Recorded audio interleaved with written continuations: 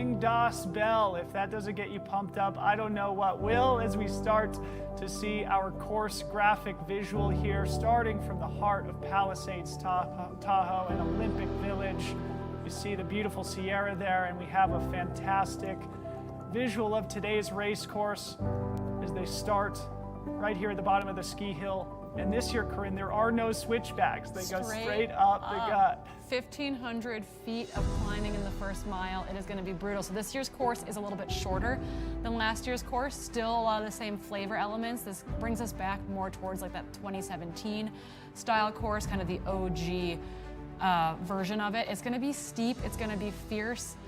Again, 1,500 meters. They go right up this KT22 face. They've got stairs cut into the snow there. They've got fixed lines in to help out the runners before this little dip that they're about to approach, which means that you got to be able to turn your legs over quickly. Yeah, I recall from each of the last two broadcasts that we've done together, Corrine, when they crest over KT, those guys and gals are flying on that short little downhill respite before this final kick up to the Wa She Shu Peak, where of course they will be greeted by the iconic stepladder, and this year a lot of steps that are cut into what looks like a glacier up at the top of the peak, again referencing back to the historic snowfall that they have seen here in the Sierra and in Northern California in general. Up at the top, we will be having Tommy Runs join us. He is going to be our on-course correspondent, so we will be having some interviews with some of the podium performers immediately after they collapse across the finish line in a hypoxic VO2 max anaerobic haze. So stick around for that. Tommy Runs is joining us as an on-course correspondent as well. It truly is a VO2 max test. These all-out uphill efforts are absolutely brutal. The race is going to range anywhere from, pending course and pending year, 40 to 60 minutes for most VKs. It is fast and furious, and it hurts. Nothing hurts quite like a VO2 max test. I feel like it's like running an 800 or 1,500 meter race on the track. Like, it is painful from the gun to the finish line. Yeah, let's remember to come back and talk about last year's race results and how they may or may not compare to this year's results. But first, let's talk about some of the favorites in today's race. We've got a graphic that we're going to throw up here on the screen to introduce you to some of the professional athletes who are going to be battling it out for some of that prize package that we just articulated here. Corrine, who are you looking at in the men's side? Yeah, so I've heard a lot about Henry. This is a young Italian athlete, super, super fast, ranked well in the top 10 for the WMRA.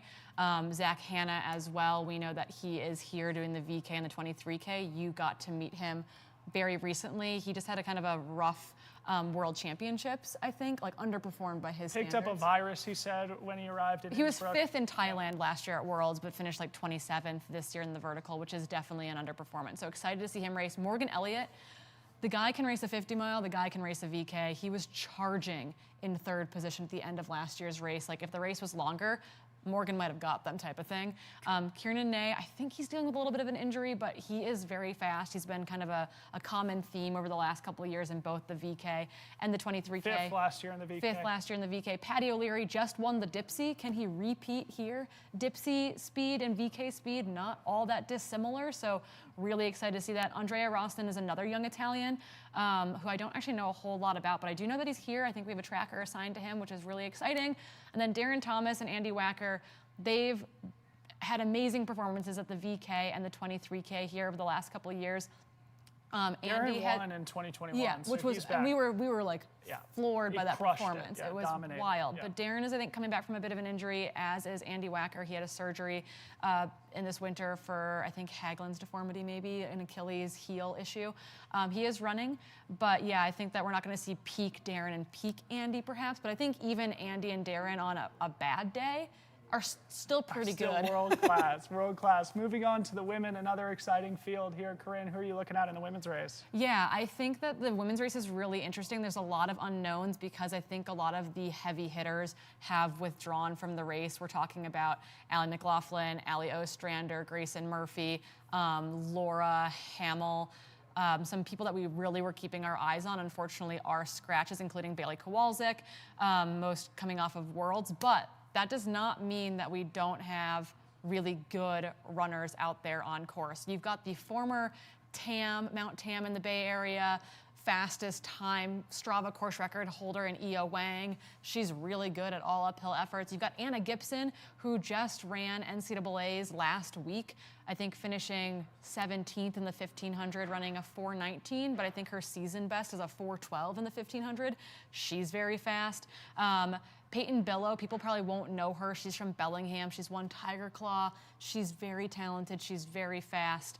So I think Anna Mae Flynn's coming back from a hip surgery, but she's hungry for mountain running, and I'm really excited to see Anna perform here. A great mountain athlete, yeah, too. An exceptionally talented mountain athlete. I think importantly, and this is probably something that will be a theme of our conversations throughout the weekend, Corrine lives at altitude in the Salida area in Colorado. So Anna Mae Flynn, who was a late entrant to today's field, should be one of our favorites. And used to live here, used to live just down the road here in Tahoe. So she's like, this is, in a way, home course for her. Sort of a hometown race. So let's cut to some of the highlights from last year.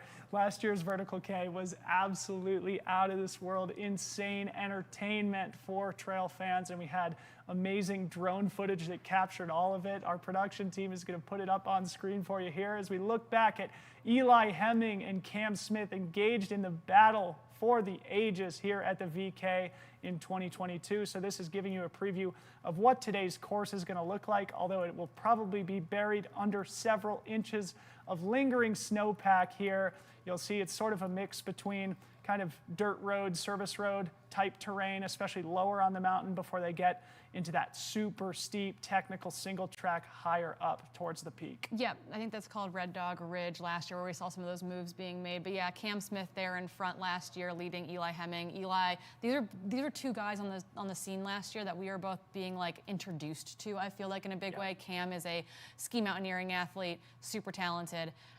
Eli Hemming comes from this triathlon background, kind of sprint triathlon, Olympic distance triathlon, really, really talented. And watching them both duke it out over the course of this race, who put a dig in there, who put a dig in there. We thought that, you know, Cam had made the move, and then all of a sudden Eli was coming back super hard. It was so exciting to watch this race. And again, Morgan Elliott was not that far behind them, charging as well. I think we had one drone in the air last year due to weather, and it was absolutely insane. Yeah, and how cool are these visuals here? And you'll see that's Cam Smith there in the black kit, who ultimately went on to secure a victory in 42 minutes and 25 seconds, about 11 seconds ahead of Eli Hemming. Again, this is highlights from the 2022 race. You see the wind blowing up there. I recall Corrine, Eli and his partner Tabor, who are both here this weekend, were rocking that bald eagle t-shirt, dominating the course with swag. Here's Allie Mack.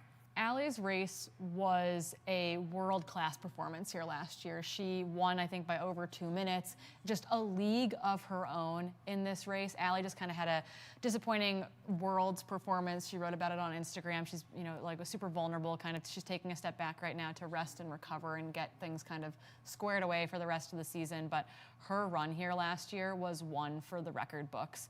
Just absolutely wild. Yeah, she is truly one of the most world-class athletes in the sport, going back to when she was a teenager and then racing at the University of Colorado, now focusing mostly on trails and mountains. She was a world champion last year in the vertical.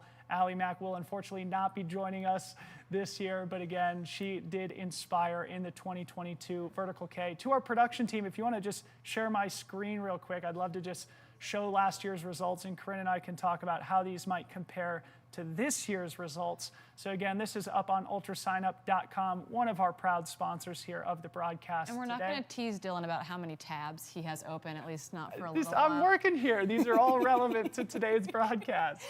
But yeah, so we were talking earlier before we went live about, you know, the course this year is a little bit shorter, it's a little bit steeper in places, and it's got snow on it. So, you know, is the shorter course going to be faster? Is the snow going to negate that? You know, what were our predictions for it? And I don't think we have a clear answer yet, but maybe comparable times. Maybe the snow is slower, but the course being shorter kind of speeds things up a little bit. Yep.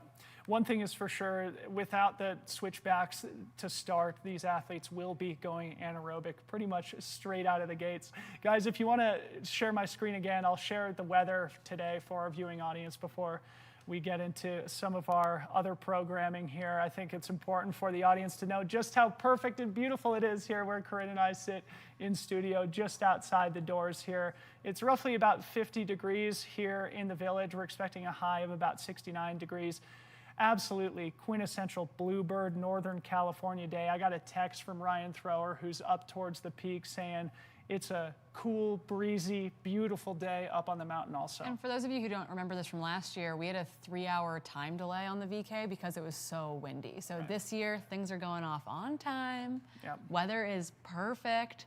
The snow is going to be just the right amount of sloppy, I think. So we cannot wait. We're only about 10 minutes from start time, which means that we got one more person to introduce before we throw to the start line. That is the man behind the scenes making this all happen. We're gonna have to give a big hello to Mr. Scott Rokas.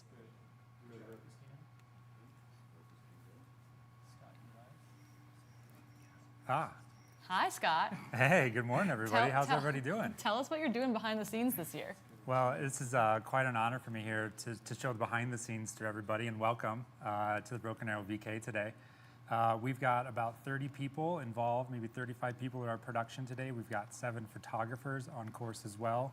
You'll see about 10, 11 follow cams running through the snow. We've actually just got some text threads coming of some follow cams going, I don't think I can run in this vertical in this snow right now. So definitely, you know, about 10 minutes in after race start is when they're gonna hit this, you know, we already went through that flyby, but we're gonna see follow cams at the top.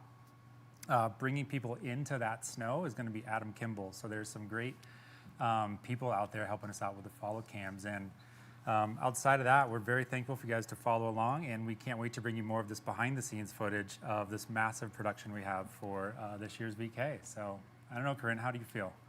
Oh, I can't wait. I'm like literally so excited right now. Yeah. It's almost time to go. I think it is important for Corrine and I to thank the team that is behind the scenes, including Scott Rokas, who has been our producer, our executive producer the last 2 years, now working in-house for UltraSignup. That was a huge recruit by ultrasignup.com and the good people over there. So a big thank you to Scott Rokas and the team behind the scenes for putting this broadcast together here today.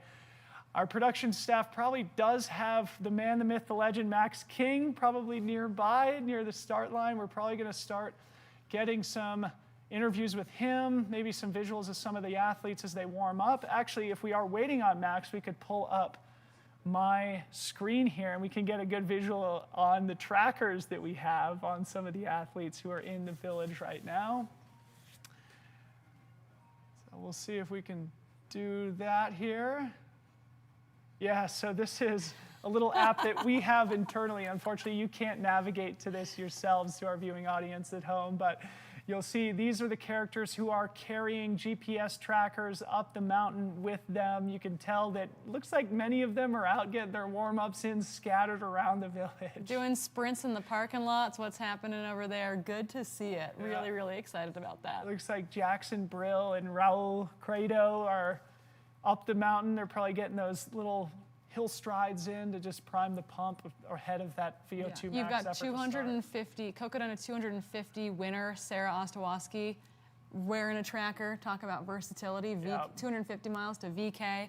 You've got Morgan Elliott warming up over there, Kieran Ney warming up over there. We also have people like Amanda Basham doing the Triple Crown this week. So we've got some like interesting things that are going to be going on, I think, as we watch the race today and then watch the races the next 2 days. Yeah.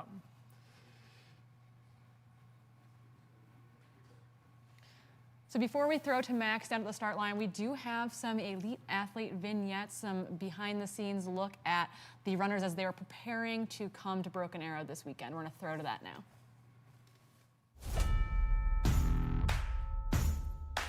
I'm Allie Mack, and I'm from Colorado Springs, Colorado, though half of the time I'm on the road in the van with my dog.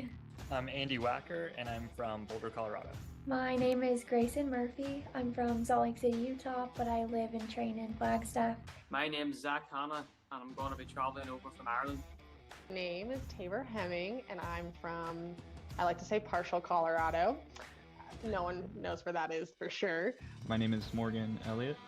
I've been running since I was in 7th grade.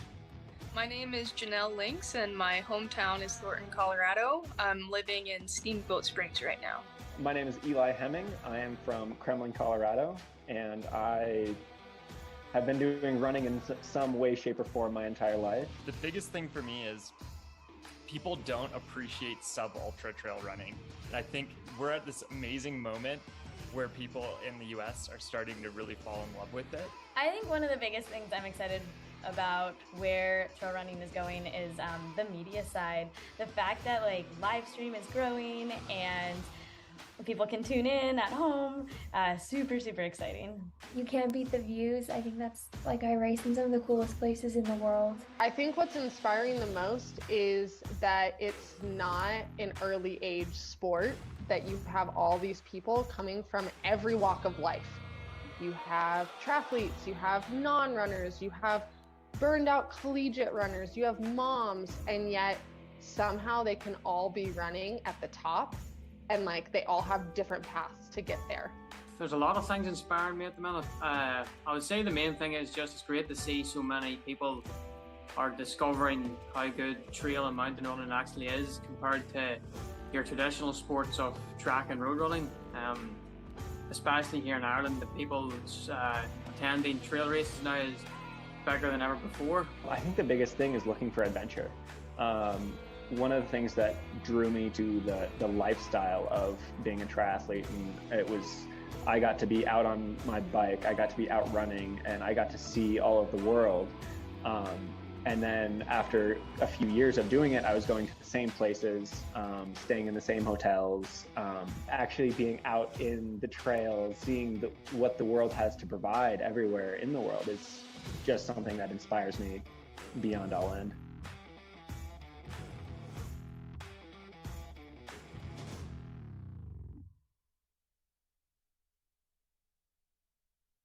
Escape to a place where you can truly connect with nature, where crystal blue waters meet towering mountains, and picturesque landscapes make every season the perfect playground for world-class adventure. So dive in and feel what it's like to be on top of the world. Join us in preserving the natural beauty and take the Traveler Responsibility Pledge. Be mindful of others and save time using free transportation services like Tart Connect. Learn more at GoTahoeNorth.com.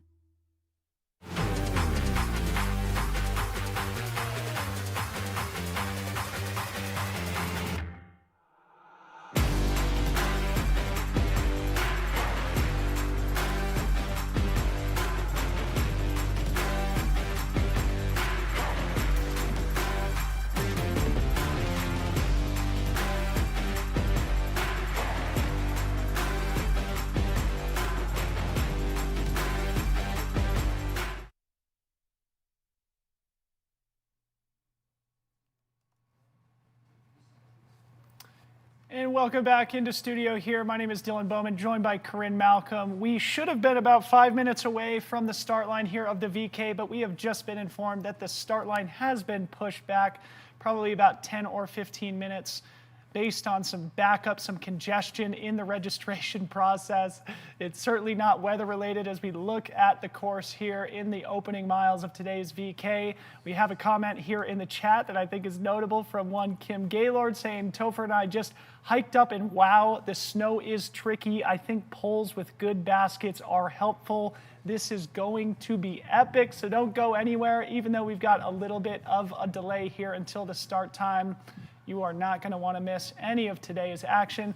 Corrine, one of the things I'd love to talk about with you before we get to some of our start line interviews is something that Andy Wacker mentioned here, and that is just like the growth and excitement within sub-ultra distance trail racing right now. Yeah, I think that it's one of those things where that is where trail running really originated from in a big way. It's been the World Mountain Running Cup has been around for forever. We're talking 50 plus years at this point. Older than many of the oldest ultras in the US and in Europe, et cetera. So I think that it's one of those things where it's like, as live streaming and live broadcasts become more of a thing, there's this recognition of sub-ultra, I'm gonna use quotes there, right, of trail racing being really exciting to watch because you can fit a lot of stuff into 90 minutes or an hour or 2 hours, which is maybe more interesting than a 20 or 24 hour race. I mean, I'm biased, I run 100-mile races predominantly. I'm curious about the 200-mile races, but from a viewership idea, a VK, a trail marathon, etc., that is exciting. That is engaging, and I think that's why we're seeing this like renaissance in the, as we keep calling it, the sub-ultra space. Yeah, it's just a lot more accessible, right? And I think that's one of the things that makes Broken Arrow so great. Here in the US, a lot of races like the Western States 100 or the Leadville 100 or Hard Rock, they just carry this big mystique, and it attracts people to the curiosity of, can I run 100 miles? But there's so many people who just want to go out and run a 10K, go run a 23K, go do a VK, and there really is so much to enjoy about this sport in the short distance trail racing scene, and it really is great to see it developing, not only on the professional end, but also just the growth and participation. I know we'll talk a lot about the growth of Broken Arrow in particular, but, for example, this is one of the biggest races by participation in the country. It's over 2,800 people will take one of the start lines here at Broken Arrow this weekend. Hence the backup at registration right now, Yeah, hence right? the backup. Right? We are funneling a lot of humans to get those bibs. Yeah, it's an interesting, I think it's interesting. We heard a lot of those athletes in those pre-race interviews talk about how they're in it for the adventure. They get to move their bodies in really cool places, including up here outside of Palisades, Tahoe. I think that that is what draws many of us to trail running to begin with. And while, yes, some of us like to go tromp around for a long time in the woods, there's a lot to be seen just in your backyard, just up that local hill, just up that local mountain. And I think that that is a beautiful thing that many of us can relate to and share in a way that feels very, very attainable. Well, it's in my mind. I think it's relevant given where we're sitting now. Corrine Malcom, my co-host here, is also the FKT holder on the Tahoe Rim Trail, the 157 mile 174 miles. 174 mile loop around Lake Tahoe. How long did that take? 44 hours. 44 hours. We're probably going to see about 44-minute finishing time here in the VK. So, but that's the beauty of it. It's the same and one sport. of our follow cam guys is Adam Kimball. He's the other person with the Tahoe Rim Trail FKT. So yeah, a lot of us like to run for a very long time, but you know, a VK, 44 minutes, yeah, I can get on board with that. Shout out Adam Kimball and all the hard work he's putting in this weekend too. Again, we've got a screen here, a picture in picture, but on the right side, you will notice this is the VK course. This will not look familiar to people who watched the broadcast last year because, of course, last year's course was mostly dry. This year, this is fairly low on the mountain. I think they said that they're expecting probably 70% snow coverage throughout the various races this weekend, so that will definitely add a little bit of complication. I don't know, Corrine, if you were racing this, how would you approach it from like a gear and a traction perspective? So I ran the VK in 2017 where it had similar snow coverage, and it was one of those things where I was like, do I use poles? Do I not use poles? I'm a person that, I come from a ski background. I feel very comfortable doing that. And then you've got fixed lines on the course, and it's like, where do I hold my poles? Am I holding the fixed line? Am I touching the fixed line or not? I think that those are big questions for people out there. I think for the VK, you can get away without necessarily utilizing poles on the snow today. I do think for the 23K and the 46K, that becomes more of a good idea. But that being said, most hiking and running poles are designed with very small ferrules, the pointy end of your pole. And many of them are going to need like a snow adapter, a snow basket on those poles, because otherwise you're going to punch through. And your pole's going to be, 100 centimeters deep all of a sudden instead of on top of the snow surface. So it's one of those things where it's kind of like a half dozen one way, 6 the other. So I would say that, it's a tricky balance there. It's kind of like, I don't know.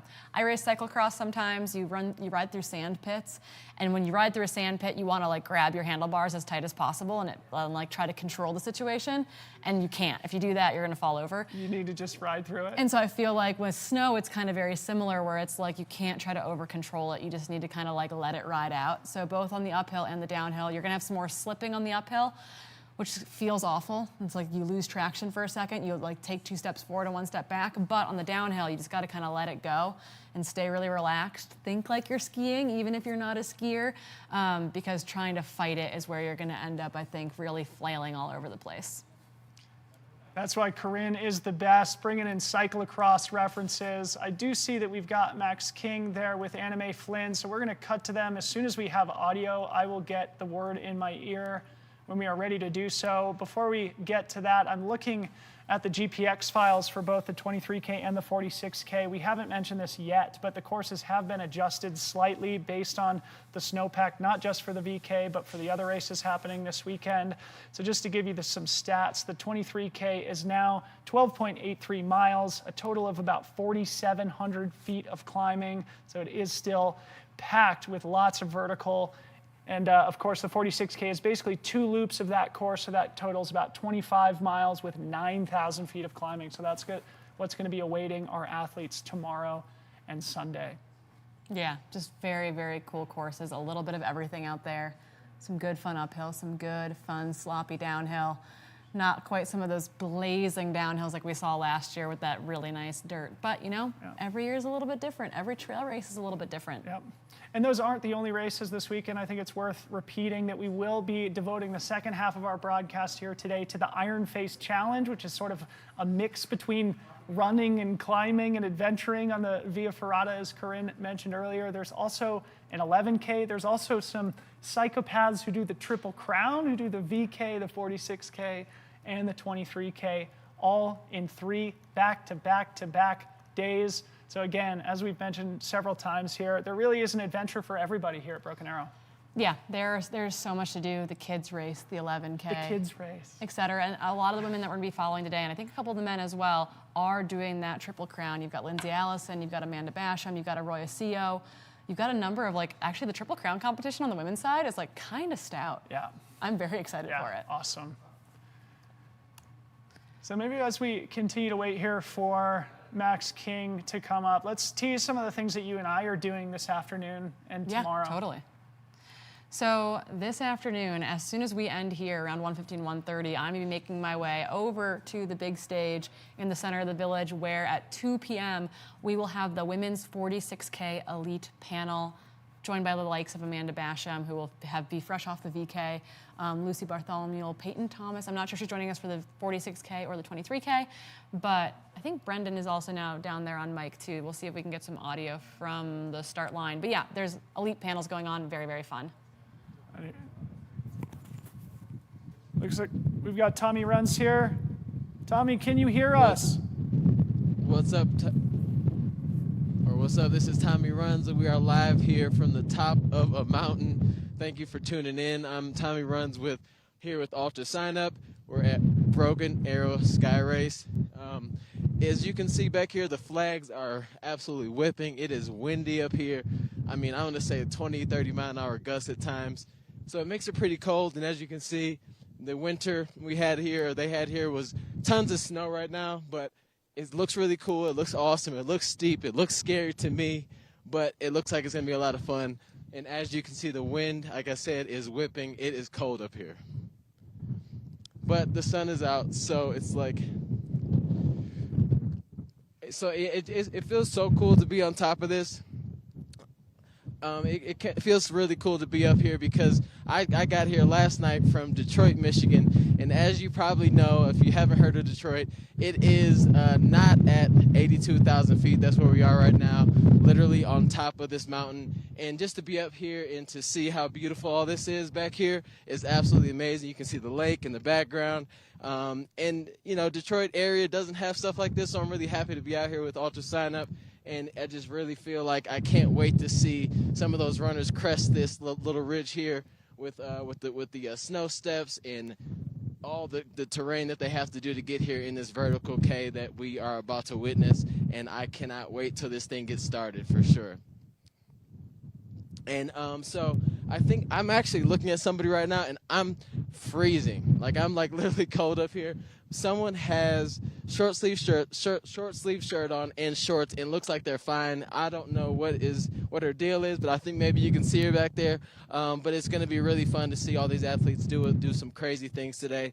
From what I've heard, though, the course has different parts of it that have changed over the years, over the last winter, because they got a lot of snow.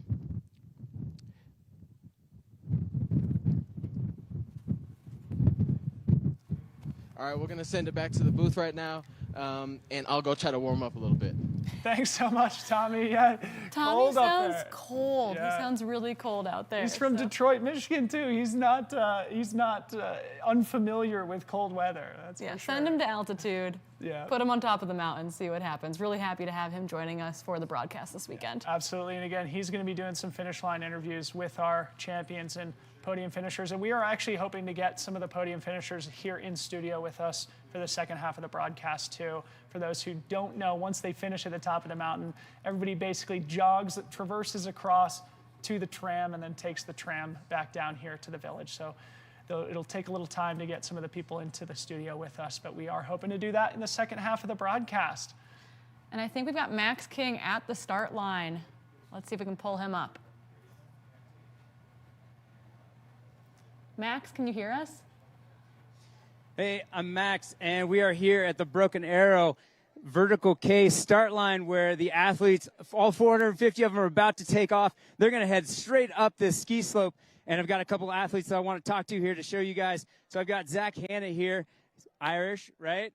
Yep. And so this is first time racing here? First time visiting America. And what do you think of this course, and where are you going to make your move today? The course looks absolutely incredible. I've never raced in snow before, so it's another new thing to experience as well. But as for my move, haven't the clue. Just have to see how everyone else is racing, and if the timing's right, I'll just have to go with it, see how I feel. Yeah, that's awesome. Well, good luck today. I'm going to grab Anna Mae here. Anna Mae, come on over here. I want to get this finish line or the start line in the background here because this is phenomenal, right? You've got so many people that you're going to be running with today. What's this mass start like for you guys? Oh, it's incredible. I mean, just to have been here, I guess the second year that Broken Arrow began, and just seeing it grow over the years it's just fun to see this community grow and people come to Olympic Valley and just see what really mountain running is in America. And this year we're back to kind of the 2017 course where we're heading straight up the ski slope. You guys are going to run into a whole bunch of snow up there. Any part of the course that you're nervous about?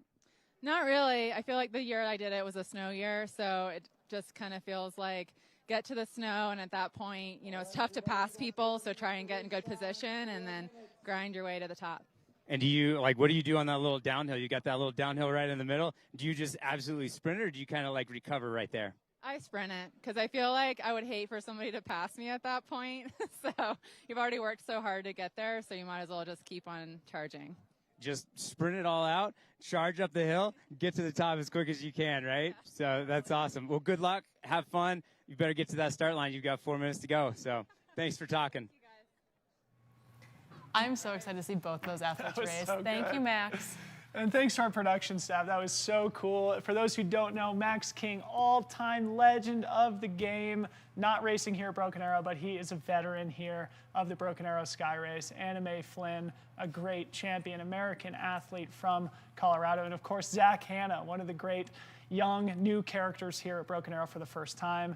And we do have Brendan Madigan there at the start line. I see him looking at his watch, so we'll await the word from the production team as to when we cut to Brendan to send these athletes up the hill for today's Vertical K. Yeah, Kim Gaylord in the chat talking about how the snow's softening up a little bit, and so the team is actually cutting in more steps as we speak. So the delay has been beneficial to the, 450 athletes that are about to embark from that start line. There's our race director, Travis Longcar in the chat here reminding us that Anna Mae was second in 2017, again on a snow course. So Anna Mae knows how to race this, finishing on the podium in years past.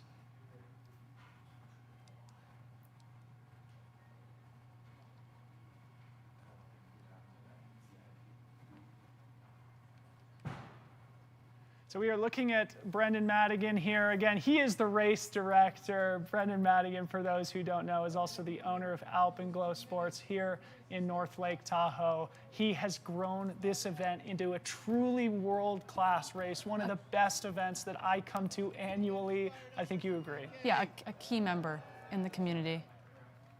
We're gonna see if he's got a mic that works.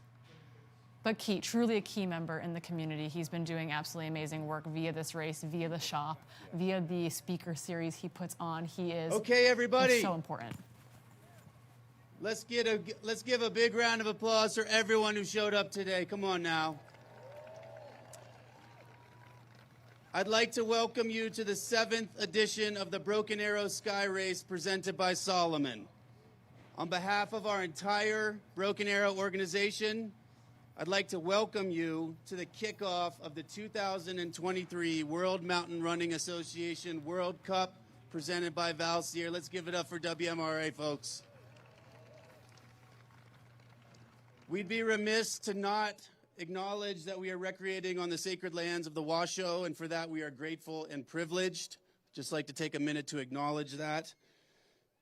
And I have to ask everyone here at the start line, are you ready for 50-mile-an-hour gusts and one of the best days of your damn lives?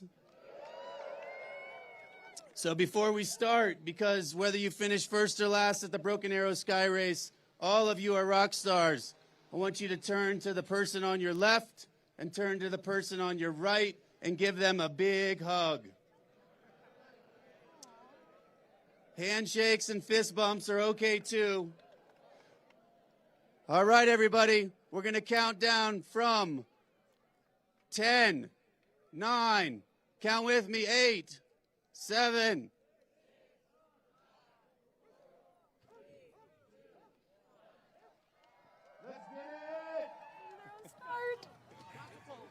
And we're off here at the 2023 Broken Arrow Skyrace VK. So great, Brendan Madigan giving us goosebumps here in the studio as we see these athletes just sprint straight uphill. Again, Corrine, there are no switchbacks to allow a gentle warm-up in this year's race. Yeah, no gentle person's pace going out of the start here. It is grueling to sprint directly up this ski slope. I remember in 2017, we sprinted off the line and I was like, okay, we're gonna start hiking now. That does look like Zach Hanna there was kind of one of those front guys in that New Balance kit, zigging a little bit to the right there. So we'll be keeping our eyes on those live trackers. Also, we are looking at many, many screens here in studio, some of which we've got great visuals on, but you at home, as we start to pick up the front of the race, as we start to ID those runners, let us know, shout them out. You are seeing those same images we are, but oftentimes you can identify them even faster than we can here in studio. So give a shout out. Also, while we're watching the start of this race, give a shout out to those runners that you are cheering on from home, cheering on from somewhere else in the valley because you got your legs up because you're racing later this weekend. Let us know where you're watching from. We've got probably about 45 minutes of absolutely wild coverage until we see our winners cross the finish line. I loved how Max asked Anna May, so do you sprint the little downhill there? And she's like, yeah, you got to sprint that too. You got to sprint that too. It's the one little place where you could take a breather, could take a little bit of a rest, but no rest on the VK course. Going back to Zach Hanna, a really interesting character who's racing both the VK and the 23K. He came over to my house a couple nights ago to record a podcast with Patty O'Leary, who's also in today's VK and who won the legendary Dipsy race in Marin County last weekend. It was great to meet Zach. I think he very much represents this new ascendant class of young, hyper-talented, short distance sub-ultra trail runner. So keep your eye on Zach Hanna. He also brings an amazing accent to today's race. He and Patty will join my panel tomorrow ahead of the 23K. So for those who want to get to know Zach a little bit more, make sure you tune into those live streams as well, which we broadcast from the heart of Olympic Valley, just around the corner from where we sit. But what a beautiful day here, Corrine, Northern California. Blue skies galore. Yeah, a little bit. This is one of the few bits of the course that is snow-free for these runners. I can't wait till we get those follow cams going up to that steep stuff, because once again, it's not going to give you an actual appreciation of how truly steep it is. Maybe one of our Italian athletes here potentially in the lead again. We've got I know we have a couple athletes from Spain as well. Yeah, that snow, it's so hard to run. It's like running in anything loose, right? It's like, how do you keep the turnover going? Is it worth hiking when you're slipping out a bunch? So again, to our viewing audience, if you can identify any of these athletes, we are open to that feedback. One of the things that is always interesting about Broken Arrow and about the sport in general right now is that there are so many new faces and so much new talent coming into the sport. So even Corrine and myself, who eat, sleep, and breathe this amazing sport, can't identify every single one of these great athletes. So we do rely on the collective knowledge of our viewing audience as well. But you can see just how low the snow line is here.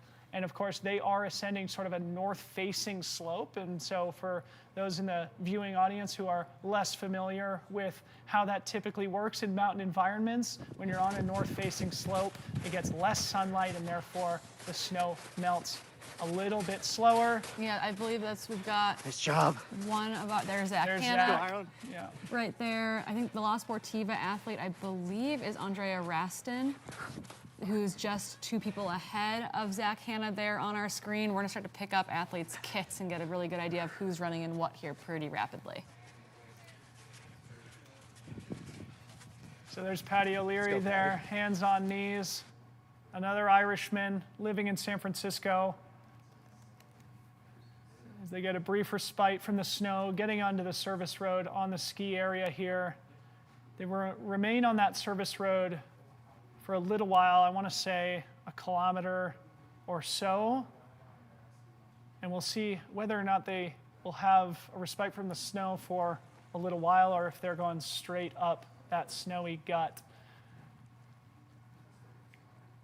Again, Brendan mentioned during his pre-race speech that there's potentially 50-mile-an-hour gusts there up where Tommy Runs is, probably contributing to the chill in the air that he was experiencing. So the further up the mountain these athletes go, the cooler the temperatures will be and the more that wind will be gusting. Here in the village, it really isn't windy at all. It's a pleasant, probably 55 degrees, comfortable in just a t-shirt.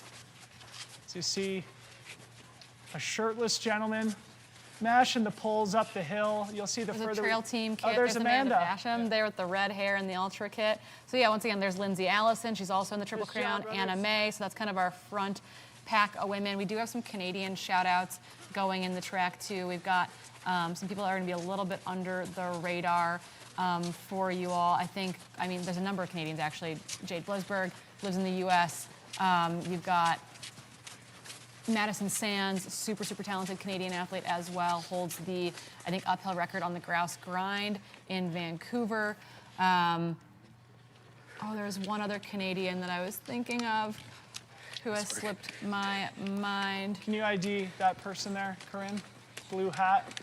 Probably our lead female. I thought for a second that was Lindsay, but I don't think that is. I did see that trail team kit, though, on one of those front ladies, which I think would probably be Anna Gibson, potentially. Ben here.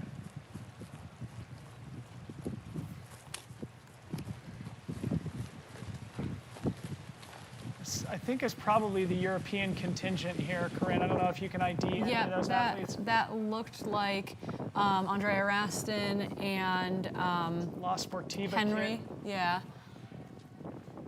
So Henry Amondo is, if that is in fact in the North Face kit, I believe. Oh, right. Okay. Yeah. So he's in the North Face kit. Again, he's, I think, ranked number 8 in the World Mountain Running Association rankings. So he comes in as the top ranked athlete in today's field. As we get some drone footage looking a little bit further up the mountain.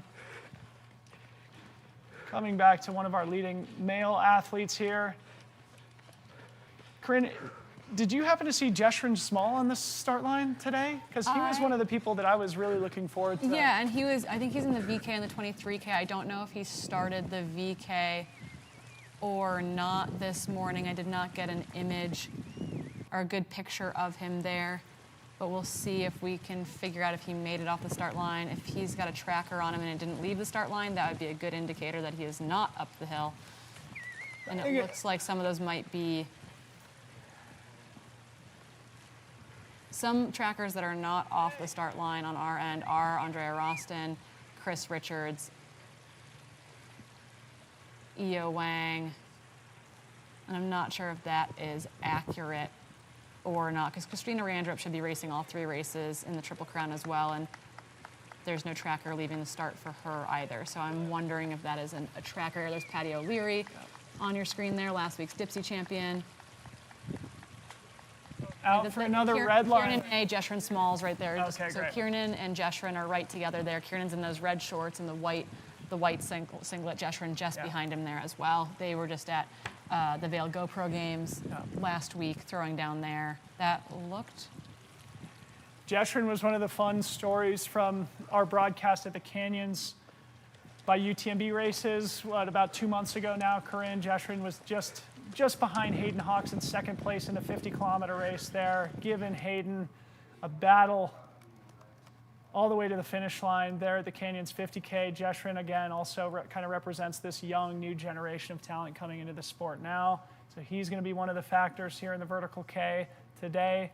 Looking at this drone footage as the runners approach that snow field where they'll march directly up to the ridge line, gaining the ridge, where they'll start to make their way up towards KT and the merciful respite of that quick downhill. Looking at Amanda Basham, mother of two, world-class athlete who's been a top performer in the sport internationally for the last, 8 to 10 years at this point. Getting ready for UTMB at the end of August after not getting a golden ticket into Western States this year. She is here doing the Triple Crown.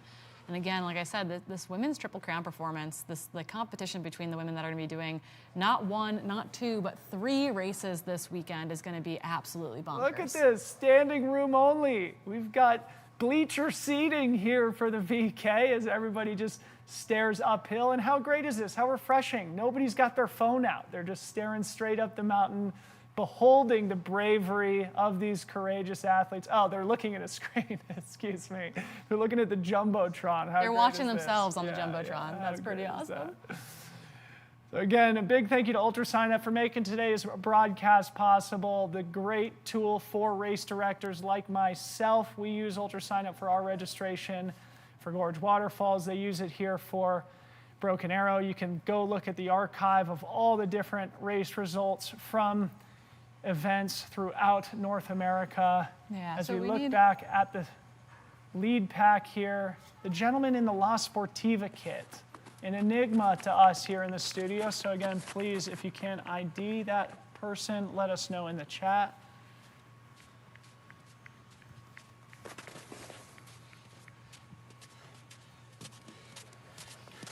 Somebody's saying Morgan Elliott. Slipping around in the snow there. That looks absolutely Okay, brutal. so Chris Elliott, who I'm assuming is related to Morgan Elliott, says that Morgan is wearing a blue kit. There's the North Face kit. Yeah, so that's Henry. The young Italian athlete. There's Darren in white. So and there's Darren our early Thomas. leader 133, Abraham Hernandez. He was one to watch as well. We do not have a tracker on him, I believe. Awesome. Abraham, he is from he's the Mexican athlete racing. There's Zach Hanna of Ireland. Yeah, snow, if you're unfamiliar with it, it can be kind of a tricky thing to move up. Yeah. It's like running up a sand dune. Yeah, going back to Darren Thomas, who was sitting in, I think, about 4th place position there. We just saw him march past us. He was the champion here in 2021, and then he finished in heartbreaking 2 seconds behind Joe Gray in that 23K race. Corinne, I'm sure they were like charging to. He was one for the ages. Who was closing, etc. We're pretty sure that La Sportiva kit is Andrea. Great. So we're fairly certain there. His tracker's not on his person, it would seem. But we're pretty sure that is who is leading right now in that La Sportiva kit. Look at that. We've got a conga line up a snowfield. This is trail running, folks. So, yeah, going back to Darren, unfortunately, after he was sort of having a breakout season, it felt like, after his 2021 campaign, where he, again, was the champion of the VK, second, a heartbreaking 2 seconds behind Joe Gray in the 23K, then had some injuries, I know, last year. Lives just down the valley in Reno, Nevada, where I think he's still in school at the university, getting a postgraduate degree at the University of Nevada. Yeah, super, super solid, but yeah, has been dealt kind of a hard hand with some injuries over the last 18 months or so, and it's like when he's healthy, right? Yeah, he's someone you have to watch out for, and unfortunately just has not been the case. Recently there's a Western Colorado. That's maybe a fun storyline to talk about too. I'm having Josh Eberly on my panel this afternoon. He is racing this weekend as well, so yeah, Josh Eberly over at Western Colorado in the Gunnison area runs a collegiate trail team there that's sponsored by Adidas Terrex, and it's really, really cool. What a fun opportunity. What an amazing opportunity for a young college athlete to get to run and travel as a trail and mountain running team during your collegiate career. That's pretty special. Yeah, unbelievable. I can't wait to talk to him about it and learn a little bit more about how the program is organized, what kind of support they receive, and just what value that he gets out of it as a coach and what value the athletes get out of it together. It is sort of a novel thing to see these trail running teams popping up collegiately.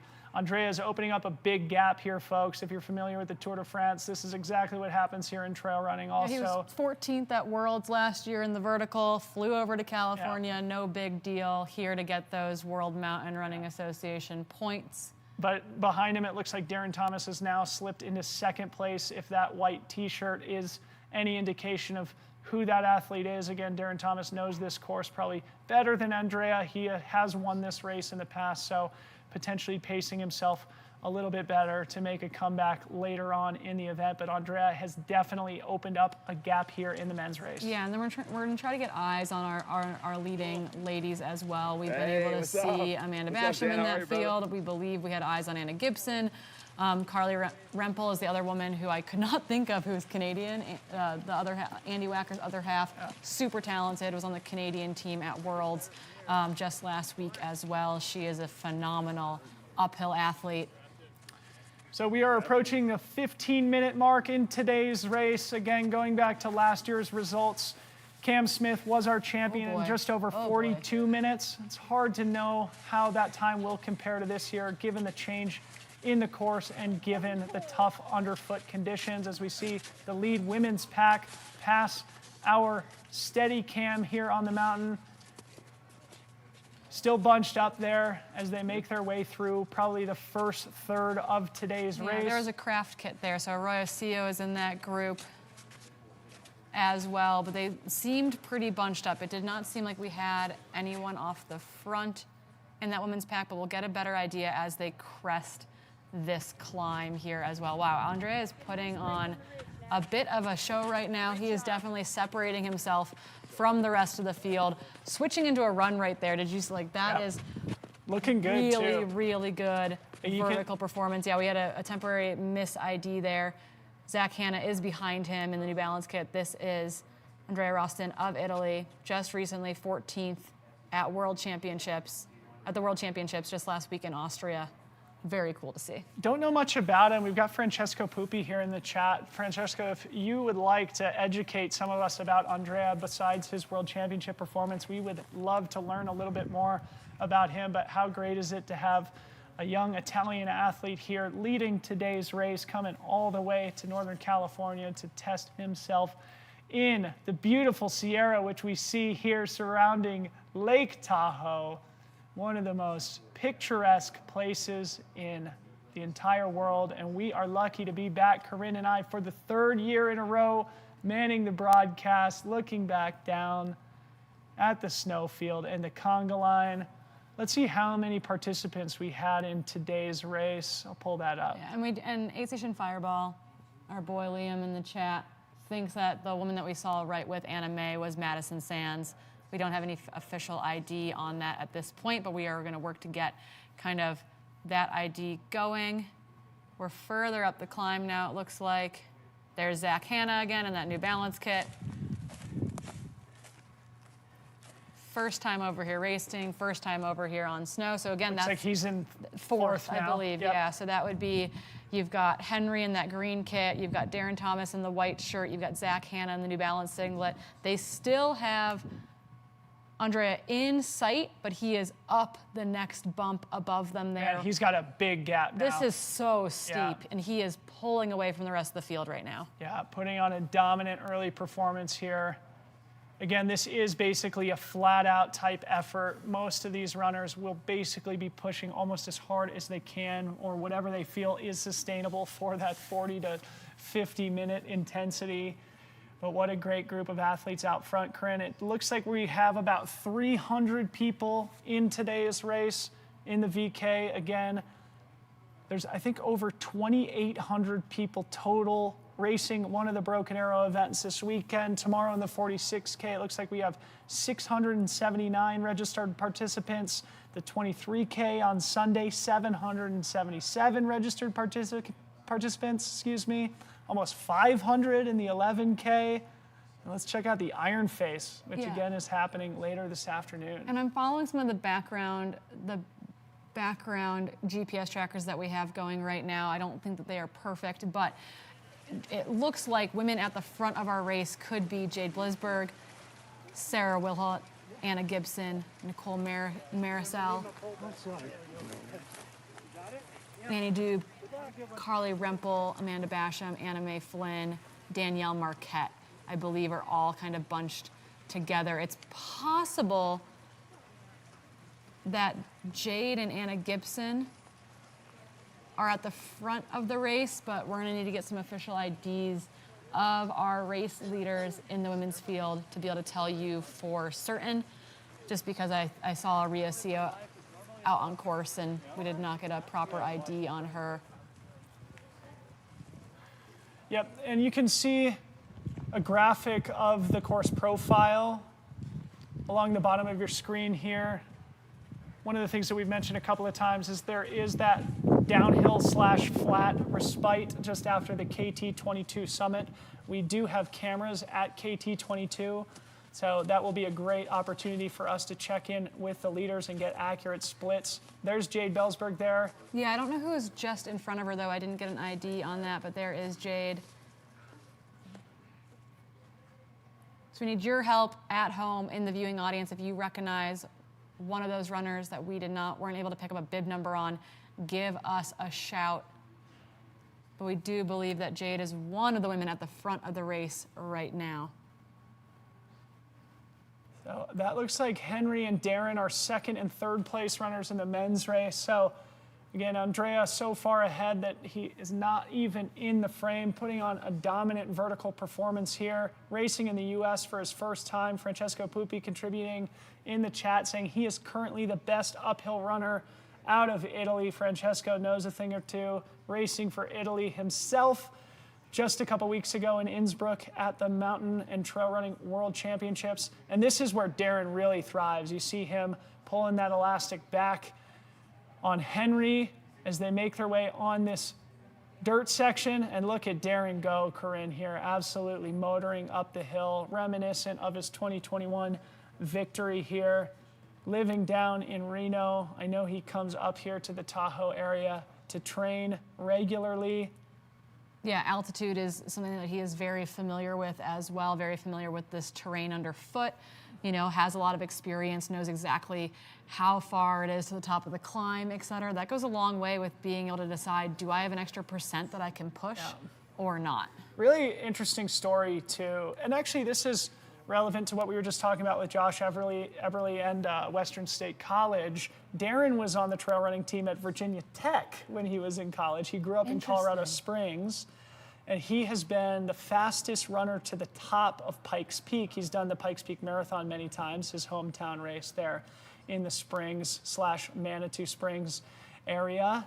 And one of the world-class climbers in the sport. So the VK is really made for somebody like Darren Thomas. Let's see if he can gain back on that gap to Andrea as our drone pilot makes an attempt to find our race leader here as we approach 22 minutes into today's event. Difficult to spot with so much snow. Yeah, and it's also incredibly windy out there for our drone pilots. We know that it's gusting near the top of the climb. It's going to be hard to keep drones in the air. But there is Darren and Henry rolling into that little bit of that dip that you get on the course. And as Anna Mae said at the start, yeah, no, you can't reset there. You have to actually sprint that section out. It's where you can maybe open up a gap over someone else who might not be as strong of a runner, et cetera. So you're going to see those guys absolutely blast down there. Zach Hanna. Here's our leader here, Andrea Roston. Certainly not looking like he's taking a breather here on the downhill. And just up to our lookers right is where he is going to be heading towards the finish line at the Wa She Shu Peak summit. Running around the snowfield to find some dry ground. And big shout out and props to our follow cam runner out there making an attempt to hang with Italy's finest uphill athlete. They're saying in the chat that he holds the VK record. I'm not sure if that means it's the VK world record right now. If that's the case, then shame on us for not being able to identify Andrea Roston here. But He is looking super solid. Yeah, super young athlete though, hasn't raced much outside of Italy. So yeah, he is going to be a new name on the scene for many people. And we've got Zach Marion on course now. He's going to give us a quick update on some of the action that's evolving up on the hill.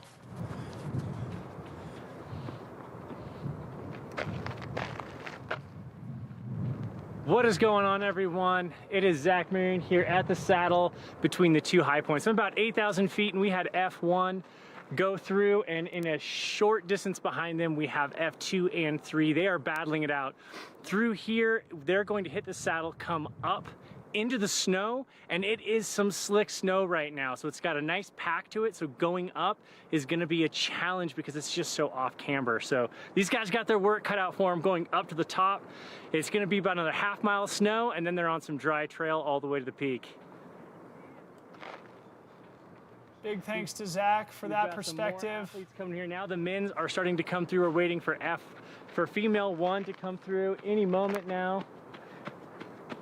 You guys can see out there, they are looking fantastic, getting this nice little brief downhill, so it really helps them out a lot to freshen up those legs before that last lactic acid push to the top.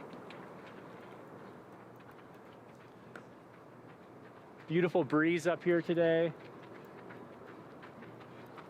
F1 went flying through here looking smooth.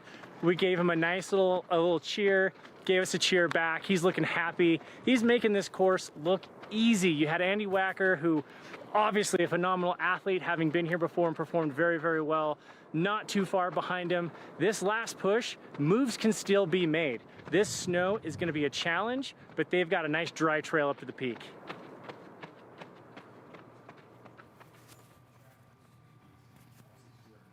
Thanks so much to Zach for that perspective. If F1 is the gal in the pink crop, I believe that's Nicole Maricel, if that is the case. Wow, OCR athlete. OCR world champion, 2019 world champion, Spartan world champion in the OCR discipline, the obstacle course racing. She's incredibly fast, comes from a good running background, has dealt with her fair share of injuries, and you know that is hard to come back from. She actually tore her ACL coming off of a rig in an obstacle course race, and it's been kind of a long journey back for her. She's an excellent climber, both literally like a rock climber and clearly on foot as well. I believe if the gal in the pink singlet is in fact our F1, that I'm almost 100% confident that's Nicole Maricel. Reports from the course that our men's leader Andrea Rosen has an 80-second lead on the group that included Henry and Darren in second and third place. If that is in fact accurate, that is a commanding lead here in the first half. Now moving into the second half of today's VK, 80 seconds. One of the things we are not going to see, it seems, today is a repeat of the battle that we saw last year between Cam Smith and Eli Hemming. So Andrea Rosten out front, taking commanding lead here in the VK, and they are clarifying here in the chat, Corrine, that I think is important to mention here on air, that Andrea's record is not the world record, but in fact it is sort of a record on an iconic vertical course in Europe, the Piz-Tai Vertical, which is also part of the Valsier Mountain Running World Cup. So a big thank you to Hector and Alessandro in the chat for clarifying that. That's Morgan Elliott, who just passed our steady cam there, using poles again this year. Remembering back to last year, both Cam, Ali Mack, Eli Hemming, Tabor, none of them were using poles, but Morgan Elliott was. He's got the poles out again here today. Yeah, other people that we believe are up in the front in that women's race include Anna Gibson. I'm kind of wondering if she's the gal in the orange singlet. I know that sounds super not high tech of me to try to figure out what is happening in the women's field, but we are doing the best we can with the information we have in front of us. The other gal who I believe is up in that front group, where did her tracker just bop off to? Let me see if I can pull it up on my end. It disappeared completely from the tracker. While you look at that here, we've got an update from Steve Josepher here in the chat. Another good anecdote that Nicole, who we anticipate is the race leader in the women's race right now, was third in the GoPro Mountain Games last week behind Janelle Lynx and Danny Moreno. Danny Moreno. Yeah, super, like in super phenomenal shape right now to put together a really good performance. The woman's name I was looking for is Sarah Wilholt. She's an athlete from the United Kingdom, was also just at World Mountain Running Champs. I believe that she should be mixing it up near the front of this race as well. So we're waiting for accurate splits in our women's field, but we'd be looking for Anna Gibson, Nicole Marisal, and Sarah Wilholt, I believe. Kieran Nye and Patty O'Leary passing our steady cam here. That's the 6, Oz on their way up to the summit. So for those viewing at home, our leaders are over that K2 summit into the saddle and now starting to make their way up the final kick up to the Wa She Shu Peak. So this is F1 on our screen right now. Help us ID at home, folks, but I'm pretty sure. That looks like Nicole. That should be Nicole Marisal. They're saying it's pronounced Miracle, too. Nicole Miracle, I no, love. That's not That's Nicole. Gibson. That's Anna Gibson. That's Anna Gibson in the pink top, Dina Fit shorts. Anna Gibson, the 4:12 1500 meter runner, just finished up her senior season, I believe, at the University of Washington in Seattle, racing NCAAs last week. Couldn't race Worlds because she was at NCAAs. So that is your women's race leader, Anna Gibson, originally from Wyoming, I believe, so has a mountain. Teton Village, Wyoming. Yeah, mountain history for this woman on your screen right now. Anna Gibson, know the name because she's going to destroy trail races near you. Wow, she looks so smooth too, doesn't she? In that running cadence on the snowpack. That is not unfamiliar for somebody who grows up in the Teton area of Wyoming. Anna Gibson, again, representative of this new age of super talented athletes coming into the sport from all different disciplines. I think it bears repeating that Nicole Miracle, also a world champion obstacle course racer. Remembering back to last year's champion, Cam Smith, he is a phenomenal ski mountaineer. Eli Hemming, Sophia Lockley in the race last year. Nordic skiers. Sam Hendry, etc. So yeah, we love this crossover that's coming to the sport. The trail team, which Andy Wacker is heading up right now, is a large part of the reason why we're seeing more support and more pull from these athletes into the sport. Anna Gibson being associated with what they're doing over there as well. So really excited to see Anna Gibson showing up here. She was my pick. I'm not to say I'm not biased, but she might have been my Freetrail fantasy pick. So Anna Gibson, currently your race leader on the women's side, will be working to get IDs on F2 and F3 as well. As we look at some of the mid-pack runners cruising up the mountain here on a beautiful bluebird day on one of the bare patches of dirt in between these massive snow fields that are the trademark of this year's Broken Arrow Sky Race. We do anticipate that the 46K and 23K will be about 70% covered in snow over the next couple of days. So this is one for the ages, one for the history books. It will be a memorable version, memorable edition of the Broken Arrow Sky Race. Yeah, run where you can, hike where you can't. It is going to be quite the snowy weekend out there. This, I believe, is F2. We're gonna try to get ID on F2 for you all. That's definitely not Nicole either. That is definitely not Nicole. Is this Sarah Willett? Yes, Sarah, thank you for the crew in the back helping me with the IDs.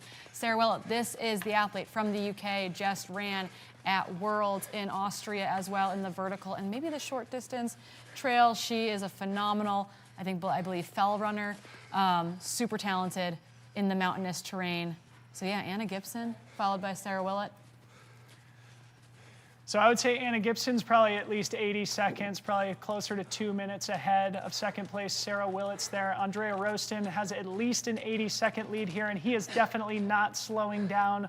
For those who may have been speculating that he went out too fast, the dude is still charging. You'll notice the hands-on knees strategy and technique here from our Italian champion who made his way all the way over here to California to race for the first time. Cruising on the left-hand side of this snowbank on what is typically a service road in the summertime here on the ski resort, breaking back into a running cadence, has some fresh swaggy socks on, This young man looks crazy strong, Corrine. Yeah, no, he is, every place that he can run, he is running, which I think, I mean, that sounds redundant or at least very obvious, but it's really hard to do. You can get into a death march on these sections of the course, and it can just, you can really fall into a slump, but it's like instead, you actively have to force yourself back into a run every single moment you can. And it's not easy when you're on this loose rock like this too, because your feet are slipping, you're not getting great traction. And so if he can tell himself, okay, I'm gonna hike to this flag and then I'm gonna run again, I'm gonna look over my shoulder, I'm gonna run again, etc. Like, he wants to get out of their line of sight, if at all possible. Yeah. I mean, did you watch the Tour de France stuff on Netflix yet? No, I haven't. Unchained? Okay, so, I mean, for those who are watching our broadcast today and who have binge-watched the whole series like I have, this is very reminiscent of how road cycling works in a lot of cases, Corrine. I know you're familiar with it, but once that elastic breaks, it can really break, you know? And last year, as we saw Vingegaard break Tadej Pogacar in the Tour de France and earn that critical separation. Same thing happens here in mountain running too, especially in a VK. It is very hard to make up something like 80 or 90 seconds once that elastic is broken. We're giving shout outs to the follow cams in the chat right now, because it is not easy work keeping up with those athletes. I feel like there have been years where we've been able to hear their gasps for air in the live feed as well. So our follow cams out there are putting in the hard work this weekend to try to get you all those images from the ground, as well as our drone pilots that are keeping the birds up in the sky. So before we see our champions cross the finish line, we are going to throw it back to the start line to hear from race director Brendan Madigan.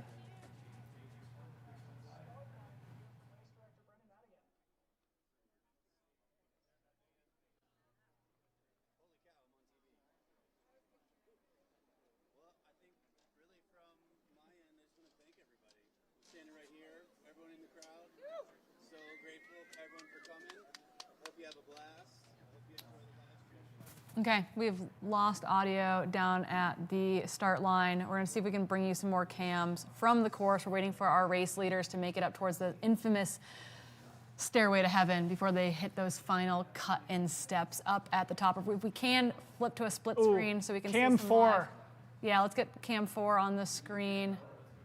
A good conga line of runners coming up the snow steps. There we go. This is what we want to see. Oh, well, actually, Cam 8, excuse me. We've got Darren and Henry here. Yep, here we go. There's Darren Thomas, your 2021 champion in the running cadence, followed by Henry Ehrman, the top-ranked mountain runner here in today's race. They are sitting in second and third place now, well back of race leader Andrea Rostin, the Italian. Both looking strong. You'll see Darren is sort of breaking into a running cadence while Henry is sort of hiking. This is where that altitude acclimatization may come into play here, Corrine. Again, Darren does come from altitude, grew up at altitude, They're closing down right now on the race leader. They've gotten about 5 or so seconds back on him. So they are closing the gap. They are making a real hard push to try to bring back Andrea Ralston into view in division. I don't know if they're going to have enough distance to make it happen. I think the wheels are going to come out from hard, Andrea as well. But Darren is like really putting it to Henry right now. He's like, I can run this. Why can't you? The kid is so impressive. I think he's the type of runner who I think has been injury prone for much of his career, but when he's healthy, as you said earlier, Corrine, he really is world class. And here he is. It's great to see him running in second place today in his element, cruising uphill like the great climber that he is. Back to Brendan Madigan there. Cutting back to some of our mid-pack runners, hiking up the mountain on a beautiful Northern California day. Maybe a good time to give a thank you again to the presenting sponsor of the Broken Arrow Skyrace, Salomon, and to Ultra Sign Up for making the broadcast possible this morning, this afternoon with our panels, tomorrow with our panels, and again, closing out our broadcast on Sunday with the 23K. So big thanks to Salomon and Ultra Sign Up among our other sponsors. Looking at the Lake Tahoe Basin, Corrine, remember running around that entire? Oh, yeah, you just keep going and going. We just saw Adam Kimball walk through the studio just a moment ago, gave us a big wave. He's been there, he's done that. We're gonna try to continue to bring you footage from the lead of our races. Looking for our leading men and our leading ladies. Here we go. We're getting close. They're There's not Andrea that there. far from the finish line. He's gonna be on the stairway to heaven here soon. Three minutes away, potentially. So as we watch Andrea march up the hill here, in all likelihood securing a victory at the VK, I just want to also mention something here that's in the chat. Hannah Carter says, woohoo, team mid-pack, and it reminds me that for those who want to watch some of the mid-pack athletes finish, stay tuned. We are going to be broadcasting all the way till about 1:15 p.m. So we still have more than 2 hours remaining in today's broadcast. So we're going to get a lot of mid-pack action. And then we're also going to see the start and much of the Iron Face Challenge. So don't go anywhere to those who are cheering on the middle and back of the pack. Someone just got some super sweet 360 view coming off of that of Andrea. Here he is, stairway to heaven. I mean, I almost think, Corrine, that the 5 or 10 seconds he gave back knowing that he's got this thing in the bag. Stairway to heaven. I love the bells on that. That's so cool. They've got some extra rope on that. Yeah, so now he's gonna crest the top of this. It's got a little bit of a roll, and then he's gonna be on those steps, those snow steps up to the really, really beautiful finish here.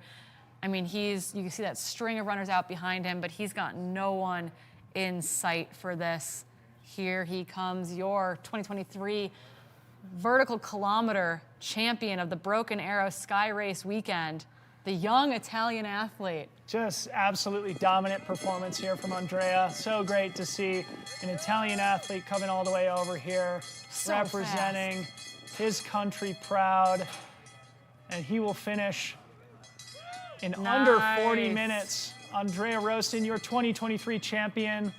Corrine, going back to last year's results, Cam Smith was 42 minutes, 25 seconds. Again, it's important to remember this race was slightly shorter, though with so much snow. Again, it's difficult to compare apples to oranges. One thing is certain, that was impressive. Super, super impressive performance by the young Italian athlete. We'll allow him to catch his breath real quick, and then hopefully we'll get Tommy Runs to throw a mic in his face. Here are our next two men. It's going to be a battle all the way to the finish line. Dang, still running crazy fast times here. They're going to finish at 42-ish. And we were like, Darren's not in peak form. Darren's coming back from injury. Darren just did his first pain-free run in a year. Let's see if we get a duel here, Corrine. Let's see if Henry tries to do a sprint finish again, like we see in the mountaintop stages of the Tour de France. You can tell what's top of mind for me right now. Yeah, binge watching that Netflix. Oh, and there's Zach Hanna. What a race here for the podium. Zach Hanna. Nice work, boys. Okay, we lost that camera. Let's see if we can get up to the finish line, Cam. There we go. Okay, here it is. Final snowy steps. Darren looks clear of Henry. Yeah, he's safe. Oh, Jared Drake. No, Darren. I was like, oh, that freaked me out. Oh my goodness. Running through the finish line. What an impressive performance. And here comes 41 and change, 41:10-ish for Darren. Young North Face athlete. Definitely put a surge in here. He's going to finish about 15, 20 seconds ahead of Henry after being neck and neck. Just over 40 minutes. 41, 42, I think, on the clock there. Back to Anna Gibson. Charging. Man, she looks so strong. So I know that we were like, oh, we're missing a lot of the heavy hitters in the women's race. We don't have Grayson Murphy. We don't have Allie Mack, et cetera, et cetera, et cetera. I mean, I would love to see Anna Gibson on the start line with those women, right? Because Anna Gibson is of that caliber. Her track pedigree is really frickin' solid. Unbelievable. I don't know Anna Gibson. I do hope she comes into the studio and hangs with us. Big smile. Love to see that. Our production team has informed us that she has at least a 90-second lead at this point, transitioning between hiking and running. With a smile on her face, there is no sign of vulnerability here from race leader Anna Gibson from Wyoming. Sounds like she goes to UW. Is that what you said? Yep. University Just of finished Washington. up her senior season. Runs a 4:12 in the 1500. Runs a 16:37 5K. She's no slouch. No slouch, indeed. Pretty freaking fast. I believe she does some backcountry skiing. She gets. I mean, Seattle. People don't realize that Seattle is like an amazing mountain running mecca as well. Yeah.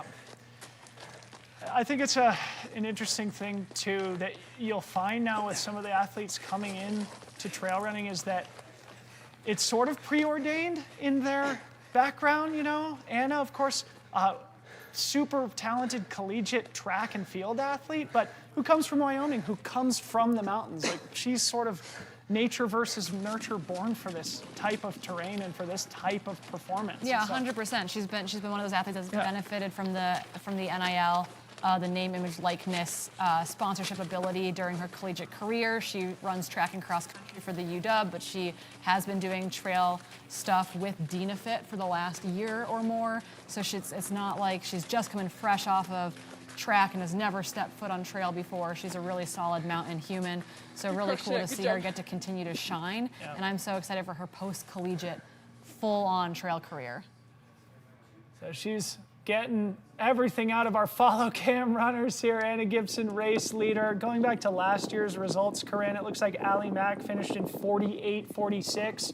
So that's about 5 minutes from where we are. 43, almost 44 minutes elapsed in this year's race. We'll see how Anna's time compares to Allie Mack, again with the caveat that the race is shorter. F2 and F3. So you have Jade Blisberg, I believe, who's moved into second position. She's put a little bit of ground in on the athlete from Great Britain, Sarah, right behind her. Jade looks super strong too. Look, the up close and personal. Jade has had this potential for a really long time, and I think that she's been knocking at the door. Yeah. And so finishing second here is going to be a really, really solid kickoff. She's also, run well at the 100-mile distance. Yeah. She's done a little bit of everything. She's a super talented, well-rounded trail athlete. There was an interesting article published about her. I think it was in Trail Running Magazine, Trail Runner Mag, this past week about her fear of flying, interestingly. She lives in Southern California. So Jade Belsberg here, making quick work. She is flying, even if she has a fear of flying up today's mountain. Jade Belsberg cruising in second place behind race leader Anna Gibson. Again, we will probably expect to see Anna approaching the summit in the next couple of minutes, so don't go anywhere. It's tough to tell exactly what the split might be. Last we heard, it was about 90 seconds to F2 in Jade Belsberg, so we'll see if that is indeed the case. Getting back to Sarah Willett here. Looking super strong herself, hands on knees, pushing herself up that steep rocky slope. There's one of the Western State College athletes who we talked about earlier, and Anna Gibson approaching the Stairway to Heaven. The thing that Broken Arrow has become famous for, this ridgeline march up to the Wa She Shu Peak summit. Anna Gibson could not be more impressive here today. Corinne, is she racing the 23?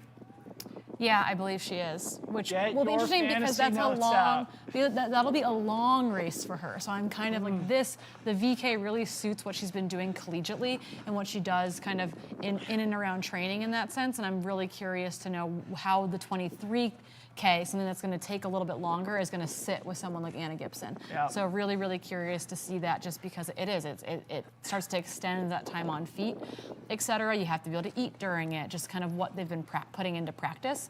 But yeah, it's super, super interesting. Yeah, Jade has dual citizenship with the U.S. and Canada, and ended up taking her spot offered by the Canadian team for Worlds. Okay, right. That's what it was. That was the article that I was referencing. Yeah, I think they're in Sedona. And here we go. Anna Gibson, 2023 champion, about to break the tape here at Wa She Shu Peak Summit. Dominating victory here. 47 low. Again, that's 90 seconds faster than Allie Mack from last year. Remember the name. Remember the name. Anna Gibson.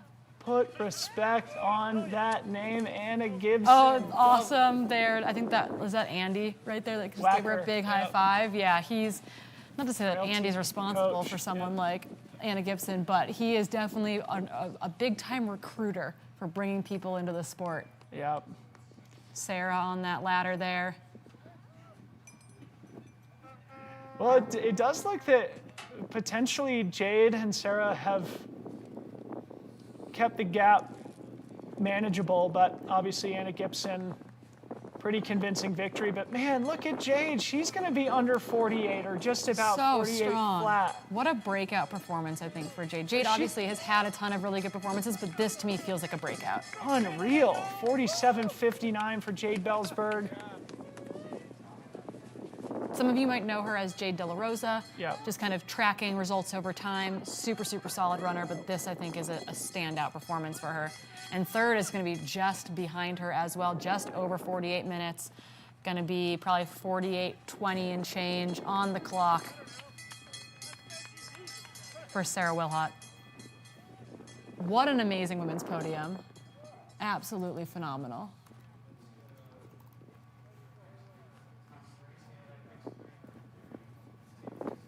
So just to recap here, the podium for the men's race, Andrea Rostin, Italian athlete, winning in dominant fashion, followed by Darren Thomas, an American who lives in Reno, followed by, what was his name? Henry Ermondo, another Italian, right? Yep. So 2 Italians in the top 3, and then in the women's race, Anna Gibson, Jade Bellsberg. Jade Bellsberg, and Sarah Willott. Really, really impressive podiums. And I love everyone kind of standing around here, getting to rehash the race. It looks pretty nice up there. They were saying Jackson 50. Brill, Jeshrin Small. They were saying 50-mile-an-hour gusts. It looks, Gene Vestman. that is Swag City, folks. So again, don't go anywhere. We do expect to have Tommy Runs with a microphone and some of our podium finishers here on the broadcast momentarily. While we have a minute, a big shout out to our production team here today. Kicking us off in style. Somebody said in the chat, what did they say? Rokas is a champ or something like MVP. that. Rokas for MVP. Rokas. And I'll add too that we are going to be live until about 1:15, 1:30 or so as well. So do not go anywhere. We're going to have people coming into the studio to chat with us. Once we get them off the mountain, we're going to have some stuff coming to us from the field at the summit there, although it is very windy, so audio is going to be a bit funky, but we're going to see if we can get some audio from the summit as well. Tommy Runs is up there with the finishers, but wow, what an incredible way to kick off Broken Arrow Sky Racing weekend. Unbelievable, Corrine. We just saw the graphic, but may as well give a shout out to the other sponsors here today, the North Tahoe Community Alliance, Tailwind Nutrition. Alice Baker in the house. Alice Baker is, I think, a solid 8 months pregnant right now, due with a baby boy very, very soon. Yeah. Alice Baker, we love you so much. Truckee local, she coaches the local high school track and cross country team. Oh, that makes me so happy. That is so great. Ran into Alice in Mill Valley a couple weeks ago. I had my little boy in a stroller while my wife Harmony was out for a run. And all I could say is, get ready. They're having a little boy too. Alice Baker, mom power. That is awesome. I remember she was like, do you think it's crazy if I do the VK? And I was like, absolutely not. You 100, they've got a treadmill in their garage. She's been cranking the vert on that thing. Awesome. Amanda Basham. In the Triple Crown. Speaking of moms, power moms, Amanda Basham, mother of 2 here, coming out for a Triple Crown effort ahead of her race at UTMB Mont Blanc later in the summer. And shout out to the hardworking folks who cut those snow steps in all the way from the bottom of the hill to the top. It truly is a team effort here at the world-class Broken Arrow Sky Race, presented by Salomon. Yeah, and I believe that Amanda might be, oh, there's Anna May and Amanda. I think this might be F4 and F5 there. We'll get confirmation on that here just a second. We've got only 3 women through on our live stream, or on our live results right now, which you can find through the Broken Arrow website. I believe that Anna May and Amanda are going to be F4 and F5, rounding out that prize money podium. Yep. Taking home a cool 300 and 200 bones, respectively. Yeah, so you've got Anna May, who's coming back from hip surgery, right? Had a big hip surgery. Just started running not all that long ago. Really hungry to get into the mountains and race again. I don't think she's at peak Anna May form quite yet, but she's still mega fast. So excited to see the rest of her season. And then Amanda Basham doing the Triple Crown here, training for UTMB, mom of 2. So awesome, man. What a strong top 5 in the women's race. Assuming we didn't miss any in between.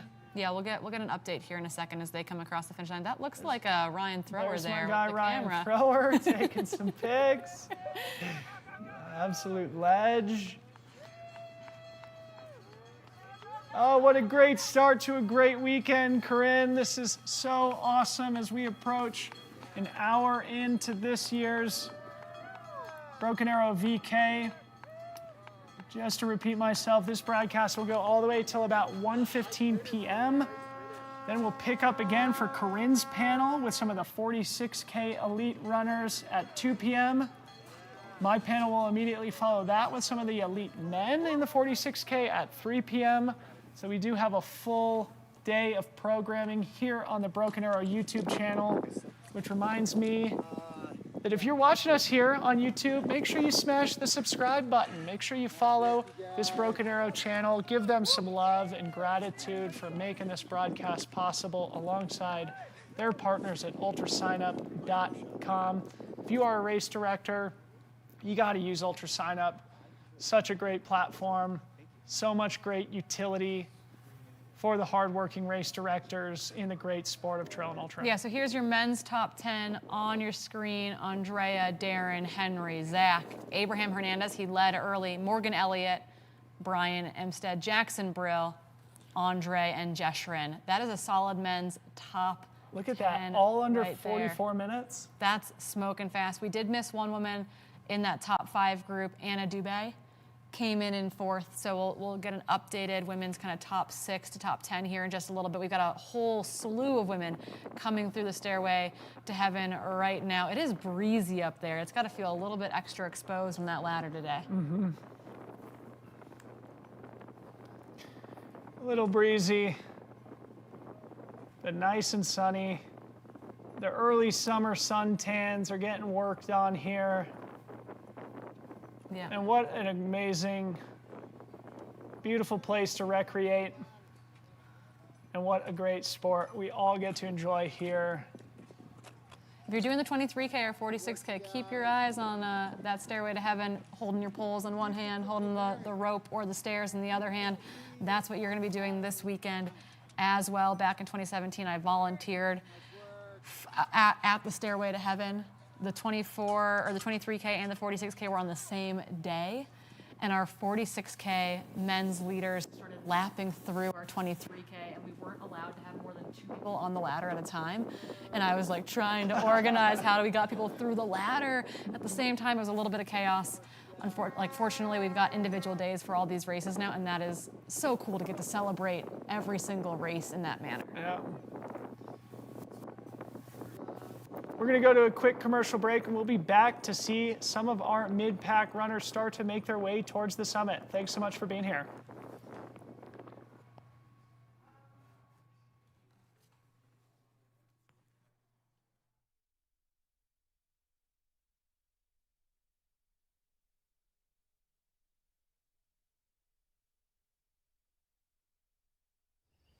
You don't get a fire in your belly with a cold breakfast. You gotta light that sucker up with the good stuff. The real stuff. Whole grains and a whole lot of protein stuff. Eating hearty sets the table for epic days ahead. Dig in, and you'll see. It's wild what you and a real breakfast can do.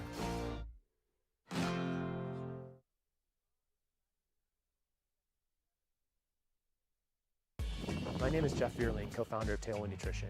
We make drink mixes for athletes to help you fuel, hydrate, and recover for all sorts of outdoor activities. Running, cycling, hiking, climbing, any sport where you're working up a sweat. We manufacture our own products in Durango, Colorado, and we test and use them on the trails of the beautiful San Juan Mountains. Our mission and our passion is to help athletes achieve their goals and to feel great while doing it. We couple proven nutrition that's simple to use, easy on your gut, and tastes great with encouragement and education.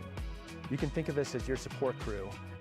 We're right there with you doing whatever it takes to help you get across the finish line with a smile on your face.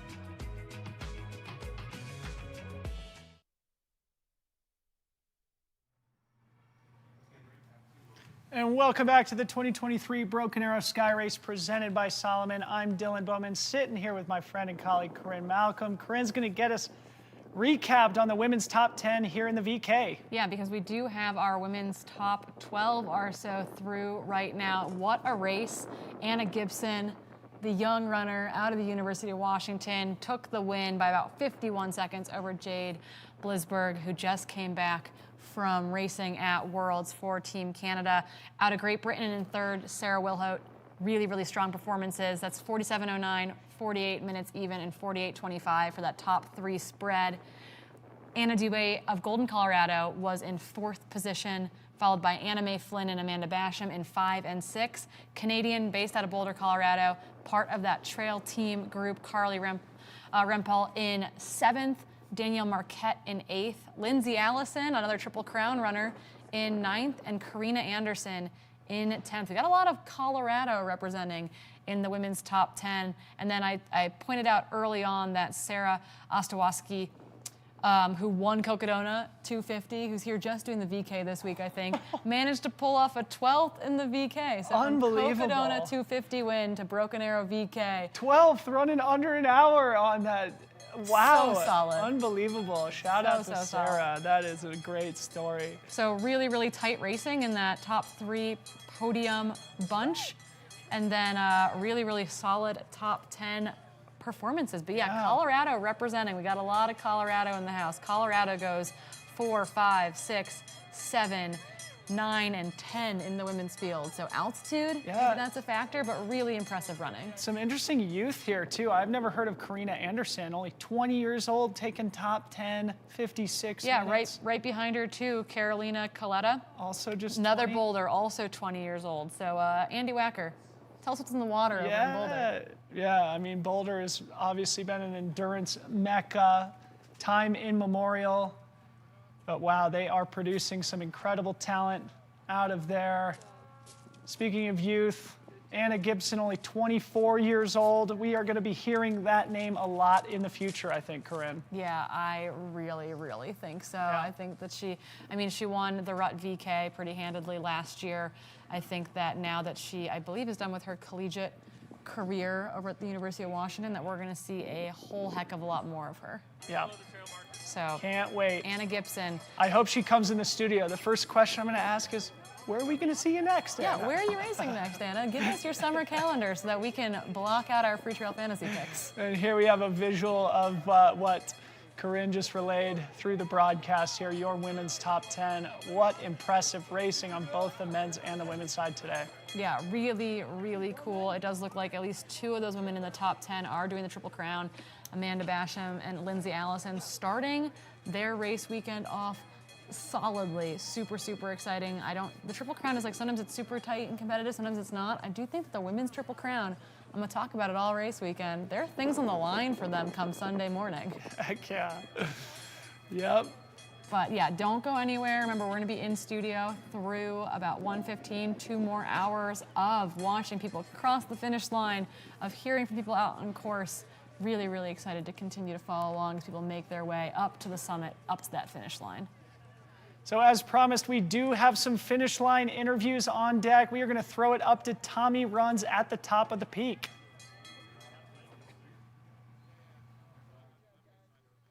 Hey, this is Tommy Runs. I'm here at the Broken Arrow Sky Race with F2.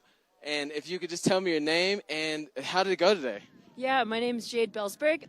I'm still hacking from the effort and the cold. But yeah, it went great. Better than I imagined, certainly. Okay, so what was one of the things that you just absolutely loved about this race today? Oh my goodness. It's so hard. I think like the spirit of it. I did this race last year. I did the Triple Crown, and I had a fantastic time. And I was really excited to be able to come back out here and push myself hard again. So with the effort, I know you just finished, and you still got the what we call track hack from the road, right? Yes, exactly. How are you feeling right now? Oh, I'm feeling great. Yeah, that was everything I had. Yeah, I was out in Austria last week for Worlds and did the VK there, so I wasn't really sure how this would go. But I think I felt a little bit better, and the women were really, really fierce today, and it was really cool to be able to push myself like that. And then from like a non-elite runner like myself, how does it feel to have like all like the drones and follow cams out there and the live stream going? How does that feel? Oh, it's pretty amazing. Yeah, I'm not used to kind of being in this position. I feel like I'm still new to the elite side, so it's pretty cool to have the spotlight like that. It's amazing having so many camera crew out there, the support, everyone's cheering you on. It's great. So like taking from this performance, second female finisher, which is an amazing job. Congratulations. What's one of the things that you're going to take away from this thing today, this run today, to the next race, the next training? I think the biggest thing is just that I think I can take some confidence that I can compete with the elite women. I don't come from that background, so it's really cool to be up here, to be on the podium.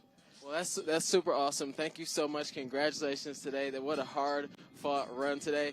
I don't even know if I could have just done the staircase here on the snow. I was trying to follow somebody and failed. I don't know how you did it today. I don't even know how at all. Thank you. Yeah, that was pretty crazy going up some of those steps. So for the amount of elevation that you just climbed today, is this really tough for you, or are you do you normally run higher or whatever? The altitude is definitely tough for me. I live in sea level. I've lived in sea level for most of my life, so the altitude adds a very difficult element for me. But I do love uphills, so. I'm from Michigan, so I'm normally at 0 feet, and then so when I got here today, I ran up just 5 feet away from here and came right back to you, and I was out of breath and forgot your name already, right? Right. Yeah, I grew up in at sea level in Vancouver, BC, and now I live at sea level again in California. So yeah, the altitude stuff. So tell me, what are you gonna do to celebrate after this second place finish? Oh, I'm going to run down with my husband and a friend, and yeah, I just enjoy being out here and having so many friendly faces out on course. Awesome. Congratulations. Thank you so much for your time. Thank you. Back to you guys. Thank you very much. Jade might feel like she's new to the professional side of the sport, but my goodness, she's a prolific racer. She's done quite a bit of this. Including, I think she finished 5th in the VK here last year while running the Triple Crown. So she's a little bit humble there. We can toot her horn for her. So awesome, the track hack, and how great is it to have an on-course correspondent who can bring those cool interviews to us as we see Ethan Veneklassen ringing the bell at the top of the hill. He's part of the race. Ring Das Bell. He's one of the race organization team members up there at the top of the mountain. Jade mentioned that she's going to run downhill with her husband. Her husband is Nicodemus Holland, who is one of 15 people Barkley or something finishers. who's ever finished the Barkley. So Jade and Nicodemus, a household of champions. And for our viewing audience here, I did just paste the article that I referenced a few minutes ago. It was actually an ultra running mag, not trail runner mag, about Jade and her trip over to Innsbruck for the World Championships, where she talks about her fear of flying. And again, just to repeat my bad joke, she was flying out there today. So congrats to Jade and the rest of our finishers here in the VK. Yeah, made it to Austria, made it back, made it over here to us in Tahoe. And Liam Tryon, Aid Station Fireball, is in the chat reminding people that she is from Canada. She reminded us that herself. So the Canadian talent right now is going pretty wild. Yeah, I think they don't get enough of a spotlight on them. I think in part it's due to population density and them not quite wanting to put, not as much money gets put into them, I feel like, as athletes, as having sponsorship. That's Alice Baker's husband actually just crested the ladder there. Connor Curley? Yeah, Connor Curley just crested the ladder, so they're both in the race right now. Really, really cool to see. We got that amazing footage of Alice running mid-VK, so excited for them. Both to welcome a little baby boy into the world here in not all that long. But yeah, it's the Canadian talent, back to that, is really exceptional. It has been really exceptional, and I just don't feel like they get the love they deserve. And I think it's just sponsorship dollars and population density. Yep. It's a math game. It's a math game. Travis Longcar in the chat telling us that he has posted the fantasy results. Corrine, not to brag, I got 27th place in today's fantasy competition. Not too shabby. I thought it would have been worse than that, to be quite honest, but we had 469 people play fantasy. So who won? It's a person with an anonymous name. They haven't put their I feel like Leah Yingling schooled us all last year. Danny Moreno schooled us all Danny this year. Moreno, Mike 10. McMonagle. So, Ooh, a few the familiar Yingling names there. McMonagle household's going to be having some arguments over the Freetrail fantasy picks there if Mike made the top 10 and Leah didn't. So we'll check back in with them later. So we are looking here at the top of the mountain here, the eagle, the monument at the top of Wa She Shu Peak. I'm just going to read about the significance here. This is Shane McConkey's eagle at the top of KT.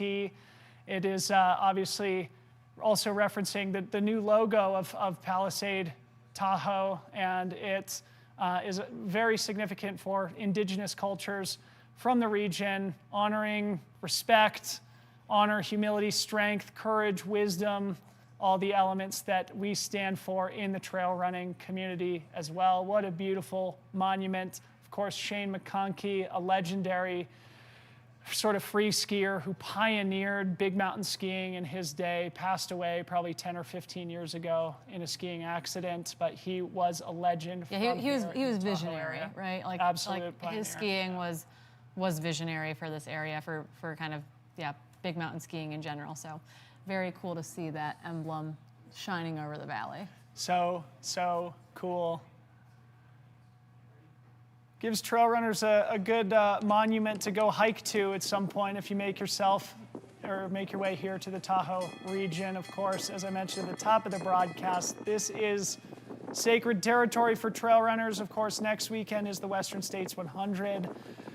But we have a lot of racing to go until then. 46K tomorrow, 23K, 11K. Oh, and there's Nikki Burma doing the Triple Crown. Sorry, we got friends to shout out there. But what we do have right now up at the top is we've got Tommy Runs again back with M2, Darren Thomas. All right, I am here with Darren Thomas, M2 at congratulations at Broken Arrow Skyrace. Congratulations. How are you feeling right now?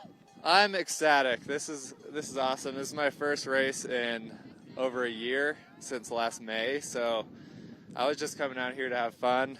I've been injured for over a year, so it's just awesome to be part of the community again. I mean, I think as a runner and a bunch of runners, we can all kind of we've been injured before, so we know how that feels. How does it feel to line up at the start, kind of not knowing what to expect, and then throughout the race you obviously progressed and ultimately finished second? How does that feel today? It was kind of nice because I had no pressure or expectations or anything. I was just having fun, seeing friends I haven't seen in a while. So, and then as we went up, I felt pretty good. My injury was my foot, but it feels good on the uphill, and I was able to push pretty hard. So it was awesome. Oh, so uphill. You picked a good race to come back on if uphill feels good for you. What was that climb like, though? So snowy. I wasn't expecting that much snow. I knew there was a lot, but they shoveled some steps into it, but the steps collapsed because it was so soft. I just felt like I was kind of floundering most of it. The dirt was nice. I think snow is for skiing, and so it's pretty hard to run on. But felt pretty good the whole time. Surprised myself. Yeah, I agree with you. Snow is for skiing or building snowmen or throwing snowballs, Yeah. But what are you going to take away from this race today? I mean, you said you were off for a year and a half, which is tough to come back from, get back into this race, over snow that you don't like so much, you still performed well. What are you going to take away from this one? I'm not sure. I'm just psyched to keep progressing, get more healthy, and do some more races.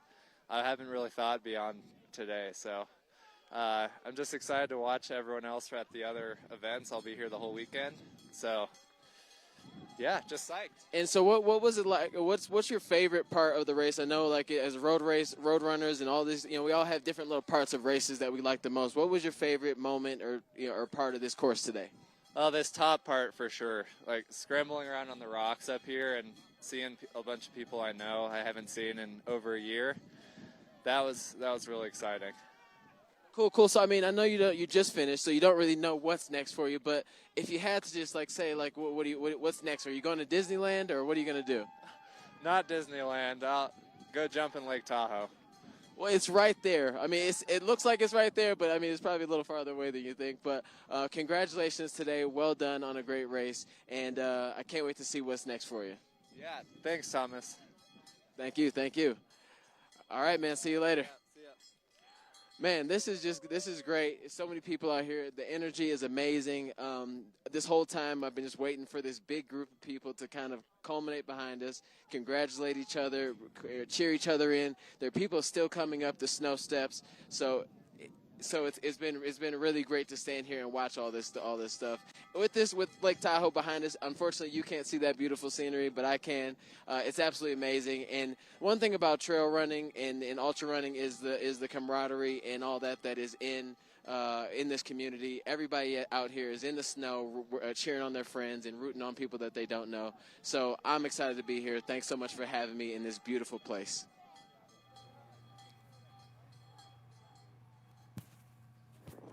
Okay, we are back in studio. Thanks so much to Tommy Runs. How great is that? So good to see Darren Thomas back in top form, Corrine. And I loved his attitude up there. He's like, I'm just happy to be back. Yeah, he was like, you know what? It's been a while. I'm really happy to be back on my feet. This is great. I love running. I love running pain-free. I don't know what I'm doing next. I think it's testament to just how good he is, right? Typically after more than a year off from racing, you need to have a couple of those rust busters before you're competing for podium positions. But Darren Thomas, just so talented, securing a second place in under 42 minutes, I think it was, in today's vertical K. So great to have Darren Thomas back again. We're gonna try and get some of the podium performers in studio with Corrine and I a little bit later in the broadcast, but for now we wanna throw it back to our executive producer. I think that's the accurate title for Mr. Scott Rokas. Scott, how's it going behind the scenes? Good, buddy. Oh my goodness, I'm not sure how you guys are doing at home, but our heart is racing up here for sure. That is very active. I mean, like I said, we've got about 30 plus people out there, 16 cameras. So to cut between each one of those, which one holds the feeds, I've got people in my ears right now. So that was very exciting. I gotta say hats off to Dylan and Corrine, to the crew, to Tommy, to throw a 15-minute delay and to be able to fill that time right in the start of the race. I thought that was amazing. One thing I wanted to highlight with one of our sponsors, you might see GoPro cycling down in the lower right.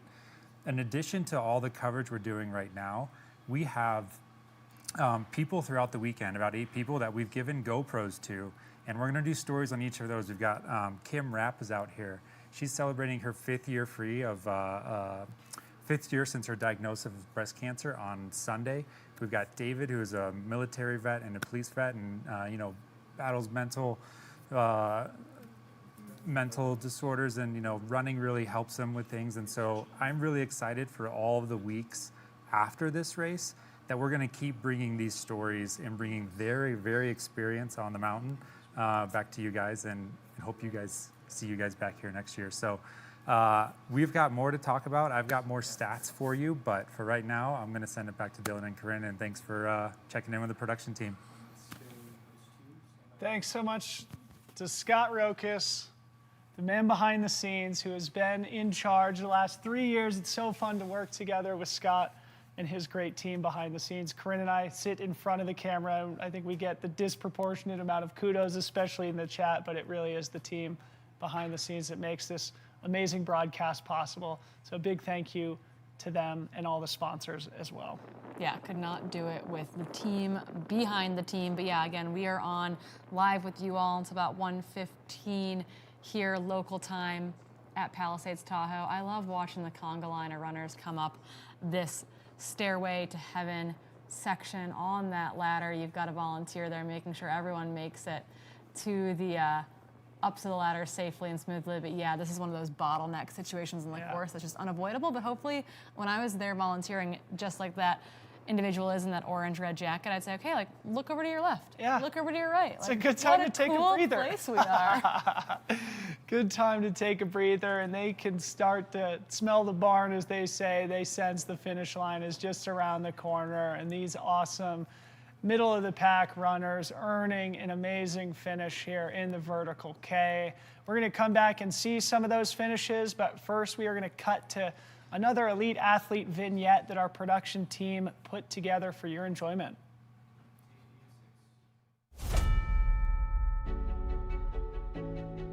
think it's important and interesting about Broken Arrow is that there's something called the WMRA World Cup, and Broken Arrow is part of it. And this is a really prestigious set of trail races that are sub-ultra, which is near and dear to my heart. And almost none of them are in America. And Broken Arrow is really changing that. I feel like it's one of the few sub-ultra races in the US that has somewhat of a level of international acclaim. I'm a super competitive person. And honestly, like when I was getting into trail running, it was like, this is super fun and I love to push myself and try to be as good as I can be. And so Broken Arrow was that place that we're told by everyone, like, okay, if you want to get some competition early on, go to Broken Arrow. I'd heard that Tahoe is a beautiful area, and I really wanted to see a part of the country that I hadn't seen before. You know, the snow is going to be really interesting this year. I've heard in years past, I've heard lots about the 2017 year, so I'm excited. The environment too of making it such a community, like I think they try really well to like envelop everybody in the festivities. I'd always had it in the back of my head that if it ever did come up, the opportunity to travel it over to America, I would take it. It's a new country for me to visit, and especially when I hear the stories about Broken Arrow and I see the pictures from it, just the landscape that it takes place in. For me, it's just a different experience, and it's one that I'm very much looking forward to. Tahoe is really special to me, and my mom and my dad got married out in Tahoe. They got married out on the lake. So back in 8th grade, I also did a 100-mile bike ride, and it was to raise funds for cancer. And in 8th grade, that was pretty close to home to me as to why I did it, because my dad passed away from cancer when I was in 5th grade. So Tahoe was definitely super special.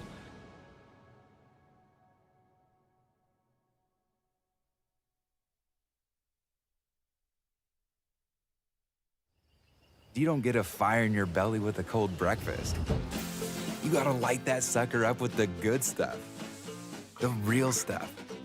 Whole grains and a whole lot of protein stuff. Eating hearty sets the table for epic days ahead. Dig in, and you'll see. It's wild what you and a real breakfast can do.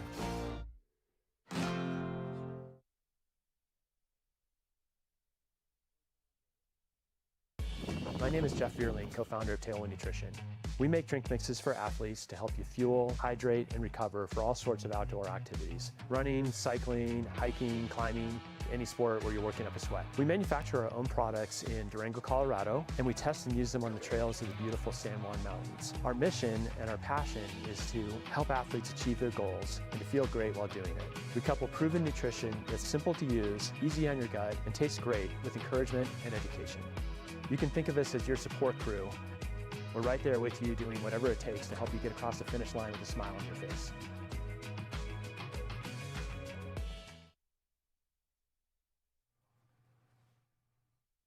Escape to a place where you can truly connect with nature, where crystal blue waters meet towering mountains, and picturesque landscapes make every season the perfect playground for world-class adventure. So dive in and feel what it's like to be on top of the world. Join us in preserving the natural beauty and take the Traveler Responsibility Pledge. Be mindful of others and save time using free transportation services like Tart Connect. Learn more at gotahoenorth.com.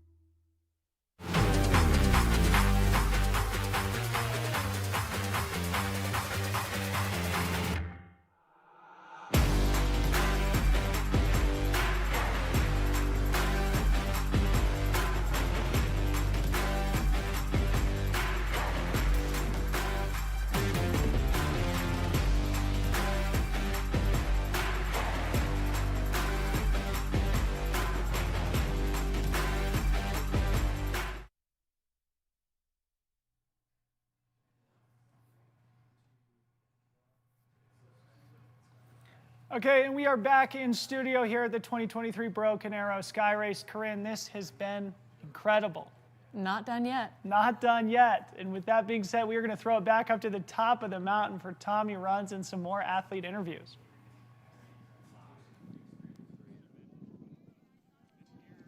What's up? I'm here right now with Levi and Elio. Give me your ages and tell me how many times have you done this race weekend? I'm 10 and I've done this race weekend about 5 times. I'm 13 and this is my 3rd year doing this race weekend. And dudes, where are your parents at, man? Dude, like, there's no way that my mom would have let me do this back in the day. My dad's over there. My mom, she did the race too. My whole family did. All right, so tell me, I'll start with you, Levi. Like, what was your favorite part about this race? What was your favorite part about this race? The ladder, definitely, or the steep couloir at the start. That was Tell me about. I know you said earlier you were so hot you had to do what in the beginning? Oh, I had to jump in the snow. And so that cooled you off and got you going. So that was the key to your performance today? Yeah, definitely. All right, so what was the key to your performance, Elio? Because I know you crushed it. I saw you run through the finish line. What was the key to success today? I just tried to stay with this one guy, and I finally passed him at the end, and that made me happy. I was just tried to stay with him, and I did it. All right, so I'm new to, as I was telling you guys before the camera started, I'm new to the whole trail community. What race would you suggest for me as a road runner coming into the trail world? I think the VK is pretty fun. I was hoping that you weren't going to say the kids race because I'd have been like, yeah, that's real messed up. All right, so we got somebody else coming in. How you doing today? Good, and you? Good. So what did you just do? The VK. All right, how was it? It was really fun. What was your favorite part? I keep asking everybody else. What was your favorite part? Probably coming down K2 with my dad. Oh, okay. Where is he at? He's over here, right here. Okay, so do you like running with your dad a lot? Yeah, we got to listen to music the whole time. Okay, that's cool. And are you a big fan of downhill or uphill? Uphill. Okay, good. So I'm just so proud to see you guys out here really crushing it, and the fact that you've done this so many different times, it's really encouraging. And maybe one day, I'll be old enough to do the same thing. What's your suggestion for other kids your ages to get into trail running? Do more fun races. Just go out for fun. You don't have to go all out. Just go on big long hikes and just run during the hike. Have a partner to keep you company. Oh, okay, cool. So run with a buddy. And so do you guys run with friends when you train, or are you just out here with your parents, or just solo? I'm on a team, so I have all my best friends on my team. Yeah, I do a little bit of everything. Awesome. What about you? I'm actually on a team with him. Okay, cool. So you guys are just taking over the whole mountain, right? So you guys crushed it. Really happy for you guys. Really proud of you. Keep doing your thing. Cool. Thank you. All right. Well, back to you guys. The next generation, Corrine. How yeah, awesome. Andy Wacker's going to start recruiting younger and younger. You know, he's like, I'm in for the crossover athletes, these post-collegiate young guns. Those are a bunch of 10 to 13-year-old Nordic skiers, I think, from the Tahoe area. Andy, you gotta start recruiting younger, I think. It's so great. Yeah, I grew up in Boulder, Colorado, and I just hope these kids realize how awesome and lucky they are. And I certainly did not have that ambition level when I was their age, so I hope they can appreciate living in this majestic, beautiful place and having the health and the family that encourages them to get out and play in this amazing home that they have here in Northern California. As we see some of our middle and back of the pack runners here continuing to make their way up to the top of the mountain, I just want to remind our viewing audience that we will be cutting to coverage of the Iron Face Challenge in just a little while, probably in, I'm not sure, 5 to 10 minutes. I'll get confirmation on that from our production team here. So yes, it will be about 5 or 10 minutes before we cut to the Iron Face Challenge. We'll add more context to what that is, but just want to let everybody know that we do plan to broadcast for another hour and a half. So if you are planning to do anything, save those plans for later in the afternoon, or at least bring your earbuds and bring us along with you. Yeah, we had some people in the chat saying, I'm supposed to be driving up there right now and I can't stop watching the live feed. And it's like, yeah, don't watch us while you're driving, but maybe have your buddy watch us while you're driving. Listen. I call it, I'm the passenger princess. I get to sit in the front seat and watch whatever I want, and someone else has to drive. No, it doesn't always work that way, but You know, get up to Tahoe. If you're watching from the Bay Area, come hang out with us. If you're watching from home, I'm so glad. Like, that's the cool part, I think, of this live coverage, is that it's hard to get to these events. Maybe it doesn't work in your year, your calendar, your finances, etc. But being able to like be totally transported to these events with the live coverage is really, really phenomenal. It really is, absolutely.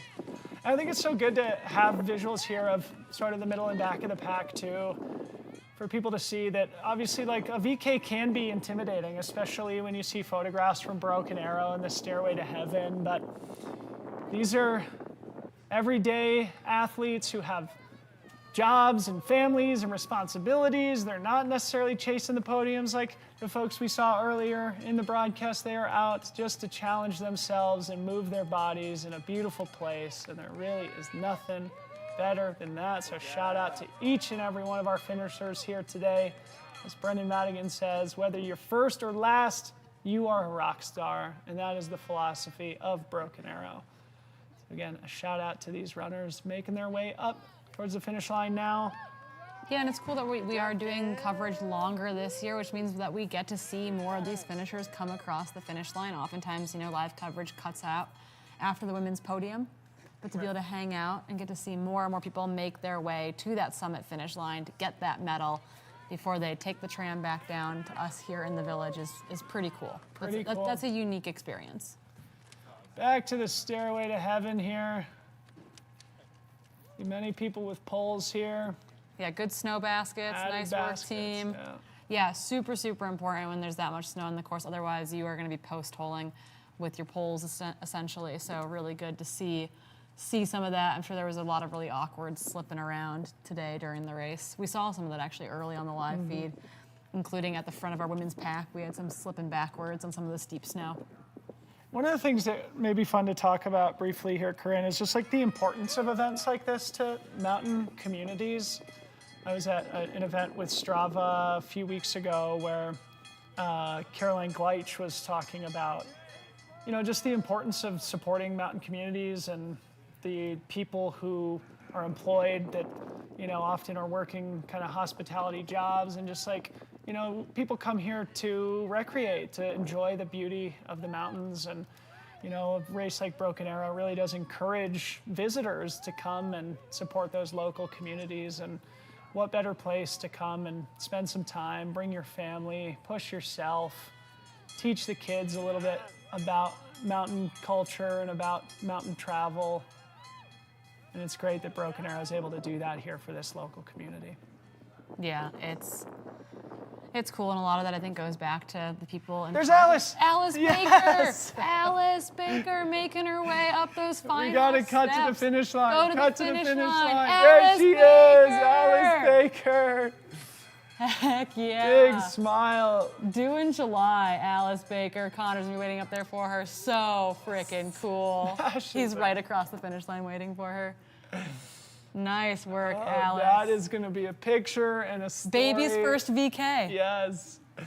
They will remember that one for ages. Oh, and we got a hug, hopefully an interview here with Tommy. And of course, I think Connor is still working for Salomon, our presenting partner here today. Connor's been a long time member of the trail running community, a long time sales rep for Salomon. He's up there shirtless, braving the elements there. Classic. With the mom-to-be Alice Baker. That was awesome. That was really fun. Beautiful. How was yours? Yeah. Alice, how was your race? I'm not sure if our audience can catch any of this audio, but okay. But I can't. It's fun to get a little run at the very end. Yeah. The star of the show. Thanks. Yeah. So, and a reminder to our audience now, obviously, the finish line is at the top of the mountain, so you got to make your way back down to the village. Some will run all the way back down. I actually think with the construction, everyone's tramming. Everyone's tramming this year, okay. Yeah, I think you have to take a long way down if you want to run down this Actually year. have a good visual of it there, sort of a traverse along the front of the face of the mountain to the tram, where they'll catch a lift, Back 2,000 down to vertical us. feet back down to us.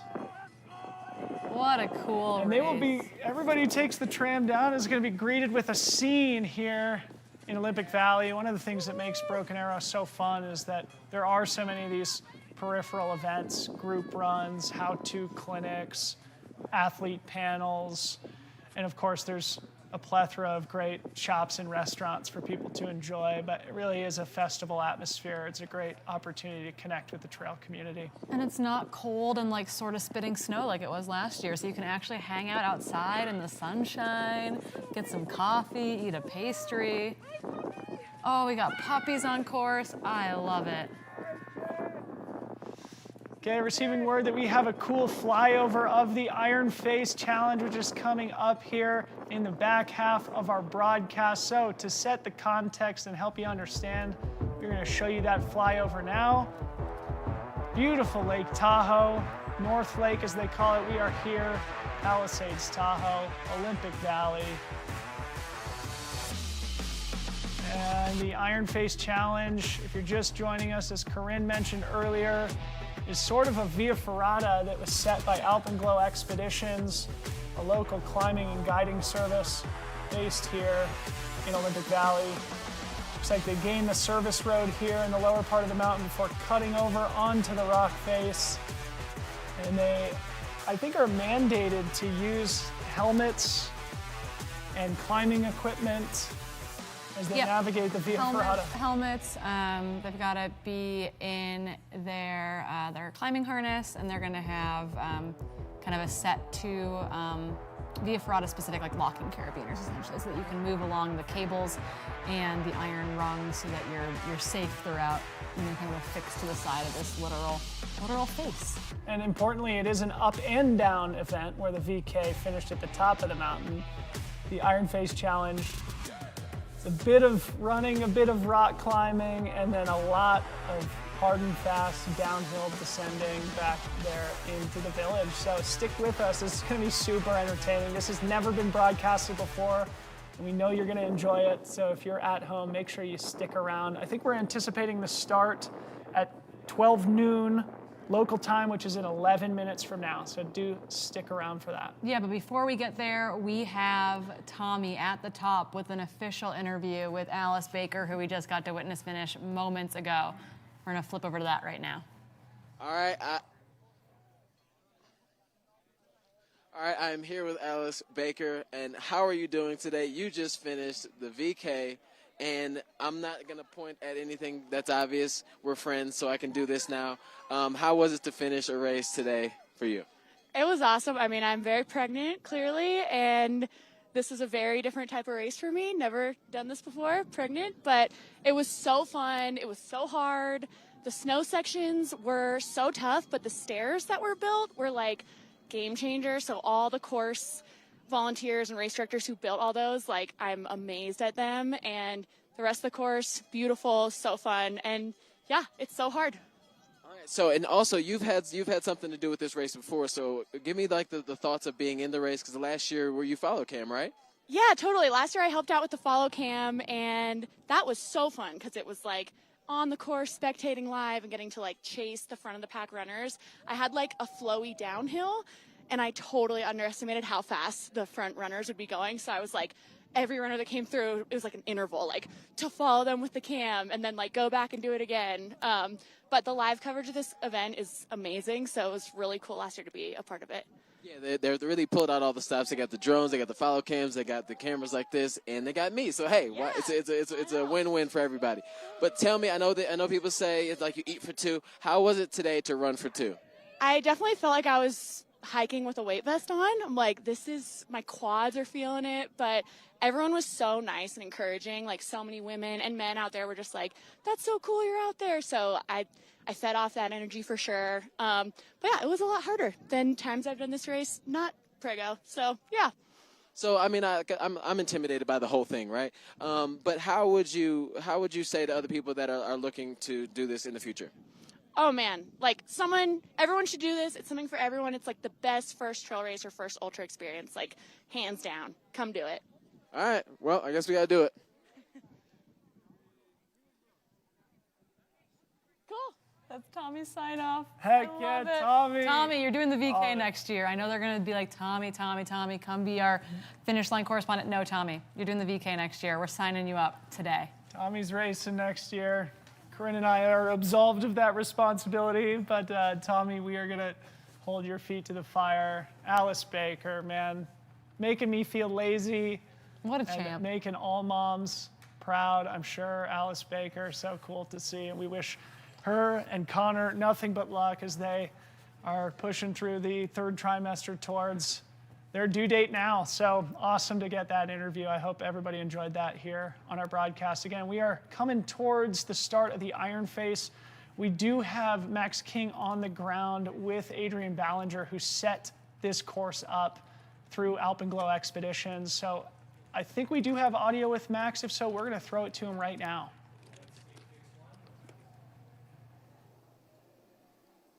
Hey, King, I am here with Adrian Ballinger. He is the founder of Alpenglow Expeditions. If you guys don't know, Alpenglow is the kind of the brainchild, the mastermind behind the Iron Face Challenge. Am I right?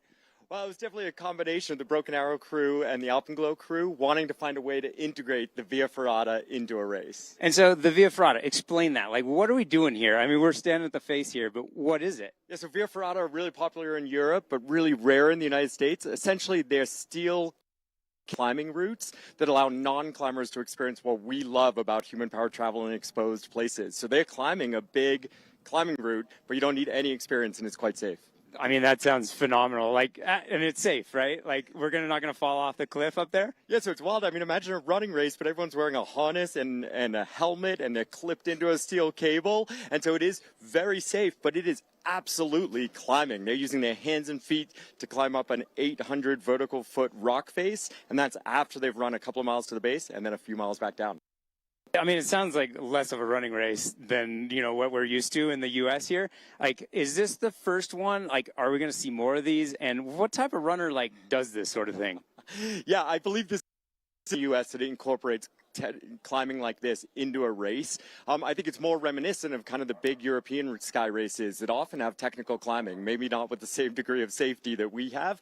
I think we will see more. Via Ferrata being developed all states. They're so unique. They're such a cool entry into the sport and world of mountaineering. And the people who do it, I think, are people who love running, but also love adventure. It's an adventure. It's going to hurt, and there's a lot of variety. And so this is the second year of the race, right? And are you running it again this year? I heard you ran last year, right? And once I heard you weren't running, Max, I was like, okay, maybe I have a chance. Yeah, I had so much fun last year, and it's my backyard. I just love seeing people smiling and laughing on the Via Ferrata, and today is just going to be a day full of that. So I'm going to do that too. That is so cool, and I got to say, when I heard about this last year, I was so stoked to try it, and I was so happy that I got to do this race for the first year. And I got to say, I hope there's more of these because that was freaking fantastic, and it was so much fun. So, well, you left us all an inspiring bar to try to get to. It was a great race, and yeah, it's a lot of fun. All right, Adrian, good luck today. It was really good talking to you, and we'll set a studio for Corrine and Dylan.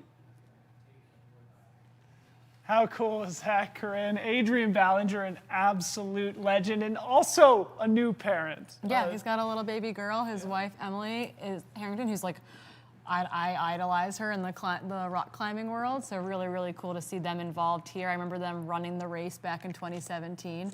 I think it was their first ever ultras, respectively. So they are very much ingrained and doctrined into this Broken Arrow weekend. Yeah, and Adrian, one of the most, you mentioned Emily Harrington, who's an all-time great rock climber herself. Adrian Ballinger, I've got his Wikipedia open here. I think it's relevant just to include some of his credentials here for our viewing audience as the person who helped to mastermind the Iron Face Challenge. Again, he lives here locally, just down the street from us in Olympic Valley.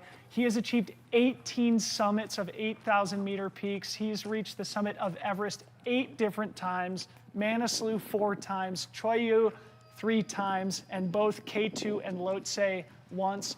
Adrian Ballinger is truly one of the great mountaineers and one of the great guides in the world. And did those most recent climbs, particularly on K2, with no O2, no oxygen, which is Really, really impressive. K2 is a scary peak. It's I think 50% of people actually die coming down K2. So I think that was kind of one of those, not final hurrahs by any means, but it was a big last push pre them starting their family and welcoming their little one into the world.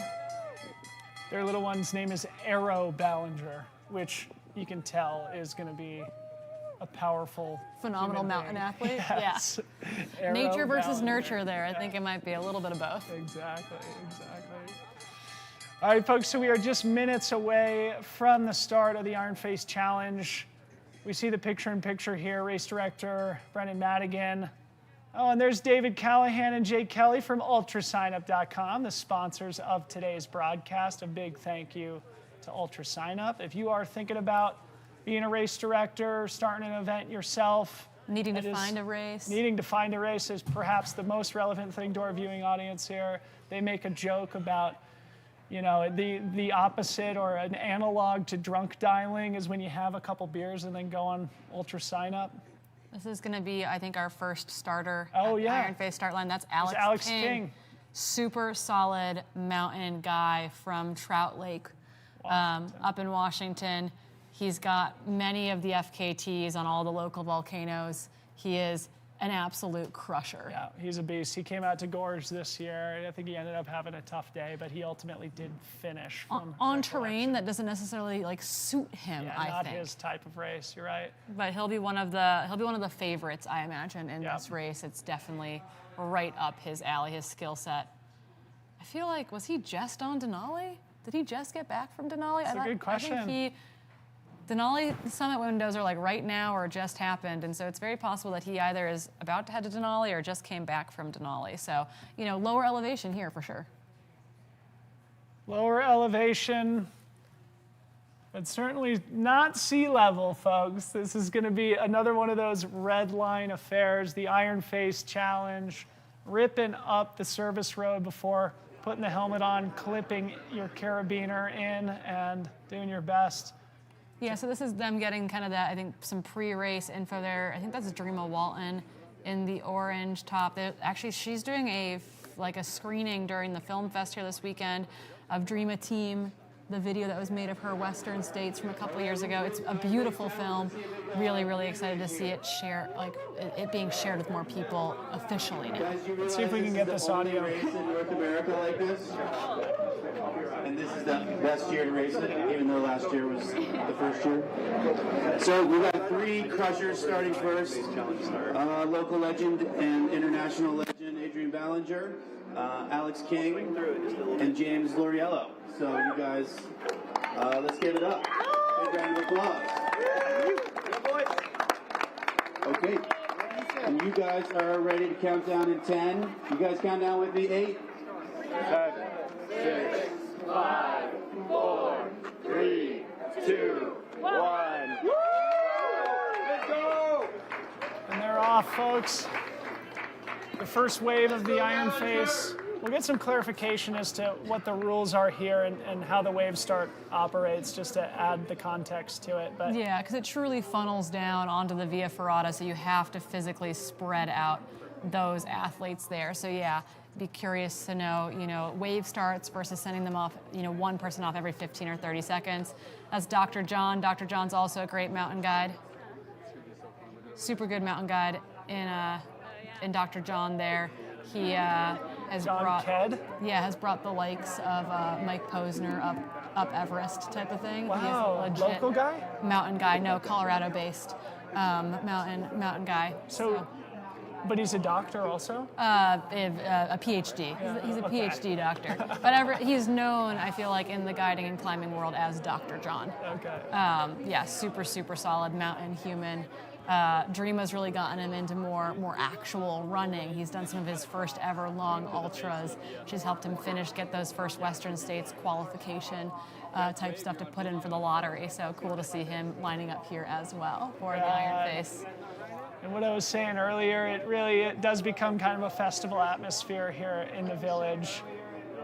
Basically from now all the way through Sunday afternoon. So if you are in the area, make sure you stop by Olympic Valley. enjoy the vibes with the trail running community. And if you are not here but watching us live, you got to come next year. Come hang out with us. It really is one of the best weekends of the year. I know something that Corrine and I look forward to each and every year.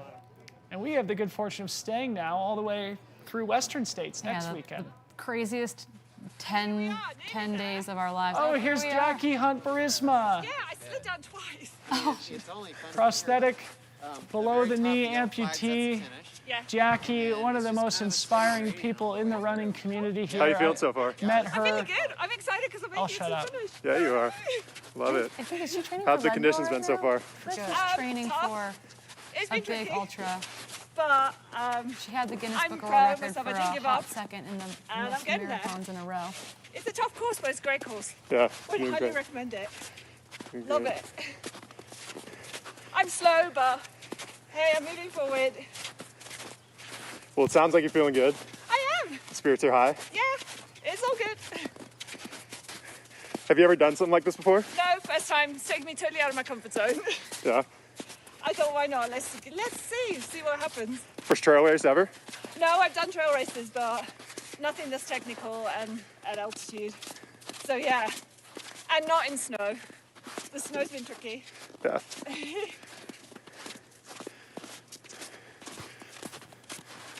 When are you going to sign up for your next one? Probably when this one's done. Right after? As I usually do. That is awesome. Really, really cool. She's going to make it up to the finish of the VK, which is something she's very, very excited about. Yeah, very cool to see Jackie Hunt Boersma. She's from North Carolina, but she's got the English accent. I know she's been living in the U.S. for quite some time, but such an inspiring person. And if our production team wants to share my screen here, it might be relevant and interesting for the viewers. I've got her Ultra Sign Up profile up on my computer, and we can see some of the amazing things that Jackie has done in recent years.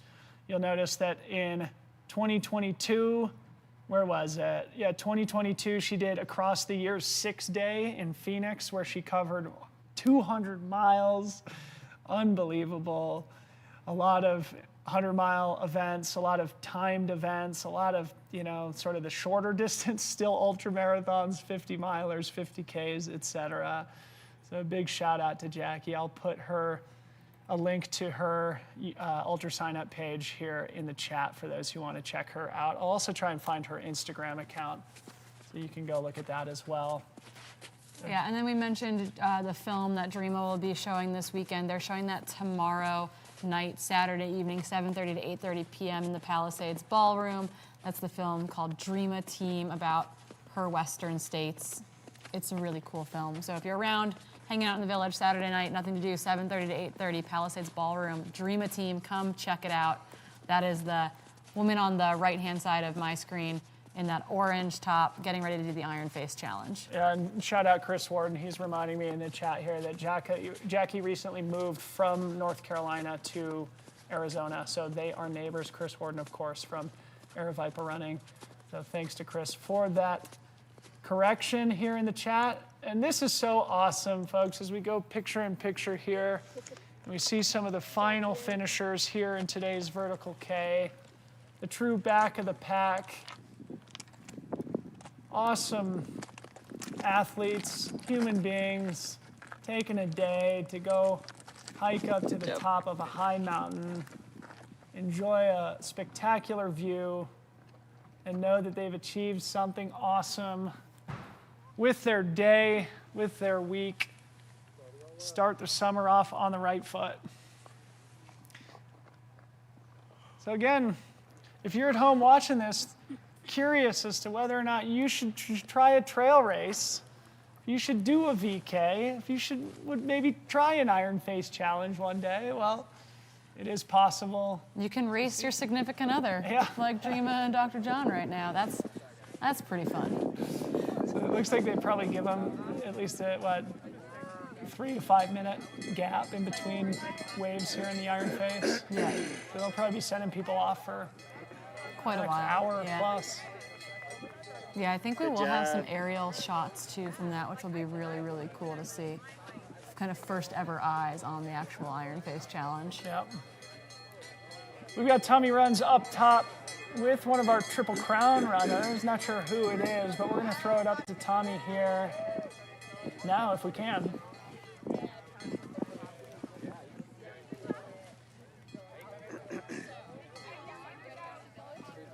Not quite ready yet, folks. Bear with us. Again, the Triple Crown encompasses today's vertical K, tomorrow's 46K, and Sunday's 23K. There are several crazy people who have signed up to do all three. I'm going to actually pull up the Triple Crown here now. Oh, I can't. Sorry, I can't get the number of participants in the Triple Crown right now, unfortunately, but we do have Tommy's audio ready at the top of the mountain, so we're going to throw it to him now.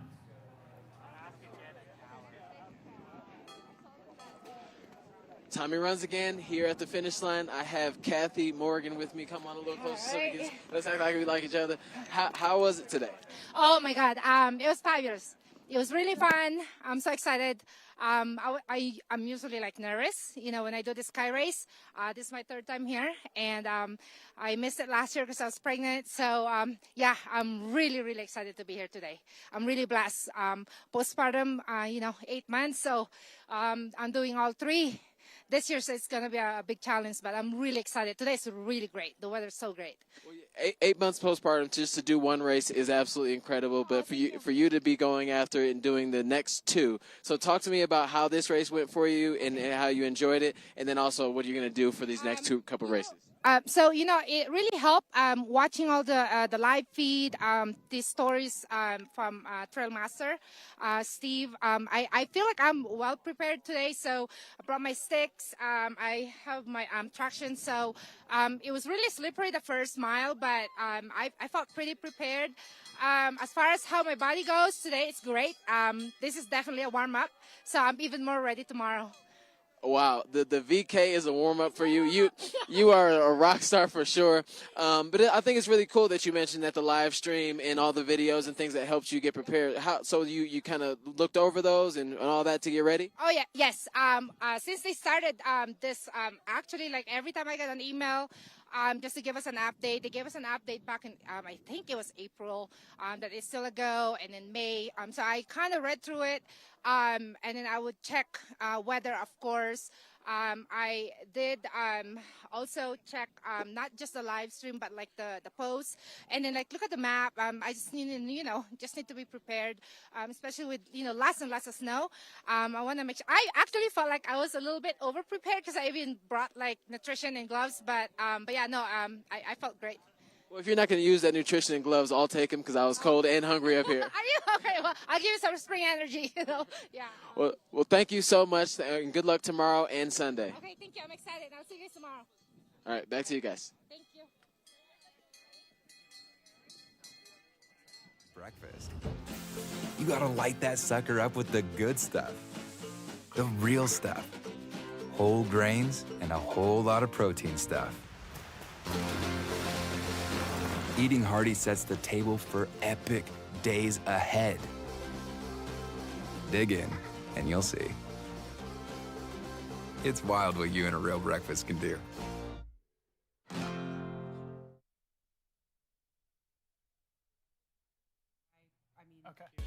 My name is Jeff Vierling, co-founder of Tailwind Nutrition. We make drink mixes for athletes to help you fuel, hydrate, and recover for all sorts of outdoor activities. Running, cycling, hiking, climbing, any sport where you're working up a sweat. We manufacture our own products in Durango, Colorado, and we test and use them on the trails of the beautiful San Juan Mountains. Our mission and our passion is to help athletes achieve their goals and to feel great while doing it. We couple proven nutrition that's simple to use, easy on your gut, and tastes great with encouragement and education. You can think of us as your support crew. We're right there with you doing whatever it takes to help you get across the finish line with a smile on your face.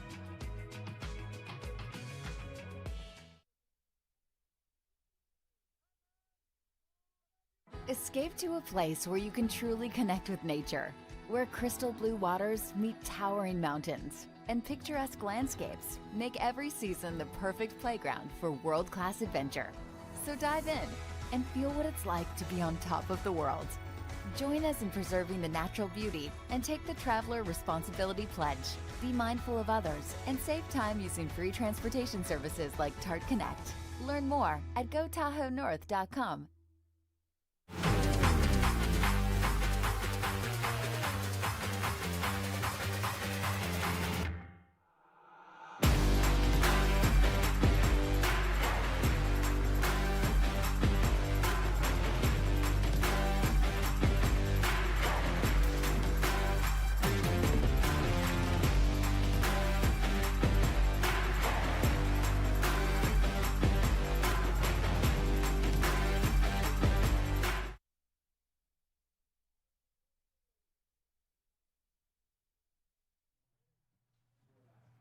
And welcome back in studio to the 2023 Broken Arrow Skyrace presented by Salomon. I am Dylan Bowman, joined as always by Corrine Malcom.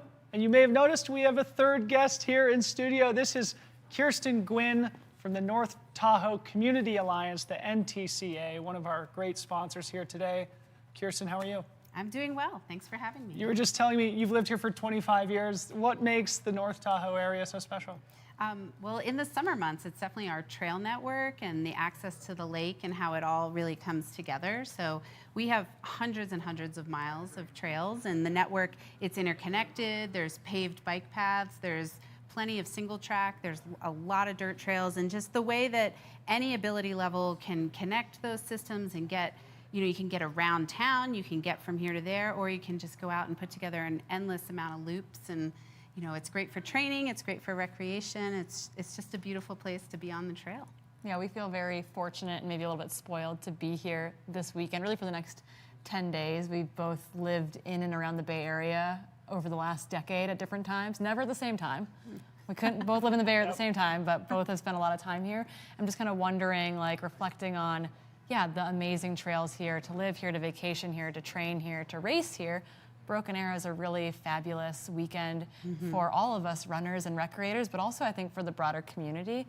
Tell us a little bit about why Broken Arrow is so special. Definitely. Well, this race and this event and the people that put this race on, they really get to the heart of what our community is all about.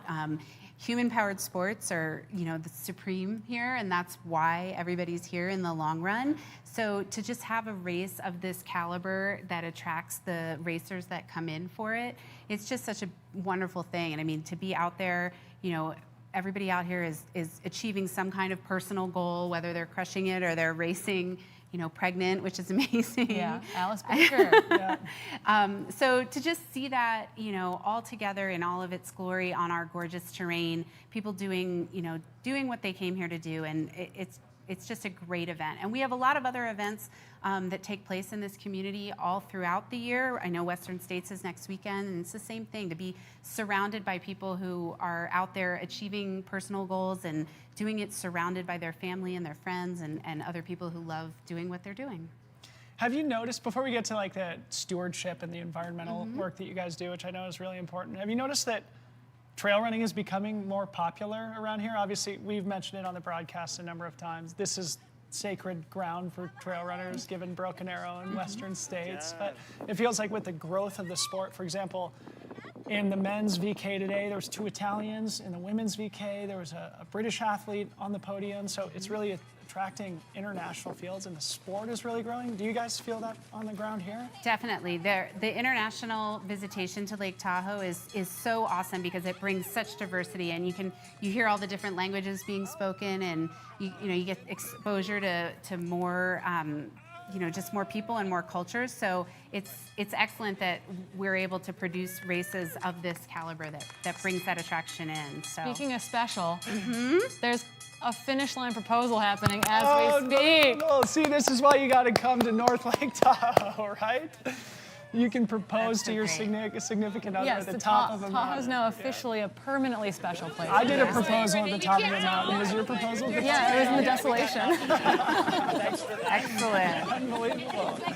Oh, this is great. So talk a bit about the environmental work that you guys do. Yeah, so obviously, the natural environment is so critical to everything we enjoy and love about Lake Tahoe. And so we have really, we're going strong on helping people understand what they need to do, what the individual responsibilities are to really take care of this environment. And it's things like following the principles of leave no trace. Everyone's got their individual responsibilities. So we want everyone to consider themselves a steward of Lake Tahoe. It's not something that someone else does.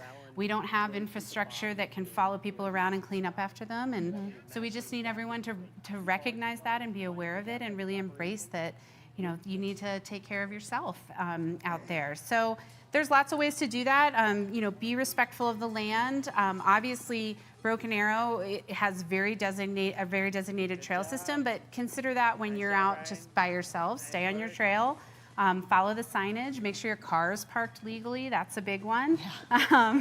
And don't leave your litter behind, and don't set it next to the trash can, because then the wildlife can get to it. And so you just need to be careful to always be preserving the environment so that it's here for generations to enjoy. Yeah, we've been up on Barker Pass and that PCT TRT split, and we ran into some PCT hikers, and they're like, oh yeah, like we've got this stuff. And we're like, oh, we'll take your trash for you. Like That's awesome. Helping each other out a little bit, knowing that those through hikers don't have that much space in the pack. We're like, we've got you. We'll make sure that gets to the right place. Yeah, little trail angel. I always go up there right around the time the through hikers come through with a big jar of peanut butter and trail angel. 50 spoons. Sure. Kirsten, you may not know this, but you are in the company of a legend here. Corrine Malcom owns the fastest known time on the Tahoe Rim Trail around the entire lake. Ran it 2020. It was pandemic fall. It was great. Oh my gosh. Did you stash water everywhere? I did it supported. So I had friends that were meeting me every 20 to 40 miles with more water and more food, and it was an amazing experience. This felt like our backyard. We were in the Bay Area for my husband to go to medical school, and we came up here to ski and to mountain bike and to run, and it was like a celebration of that whole time period up here, and truly connecting with the mountains that were so special. That's excellent. I love that.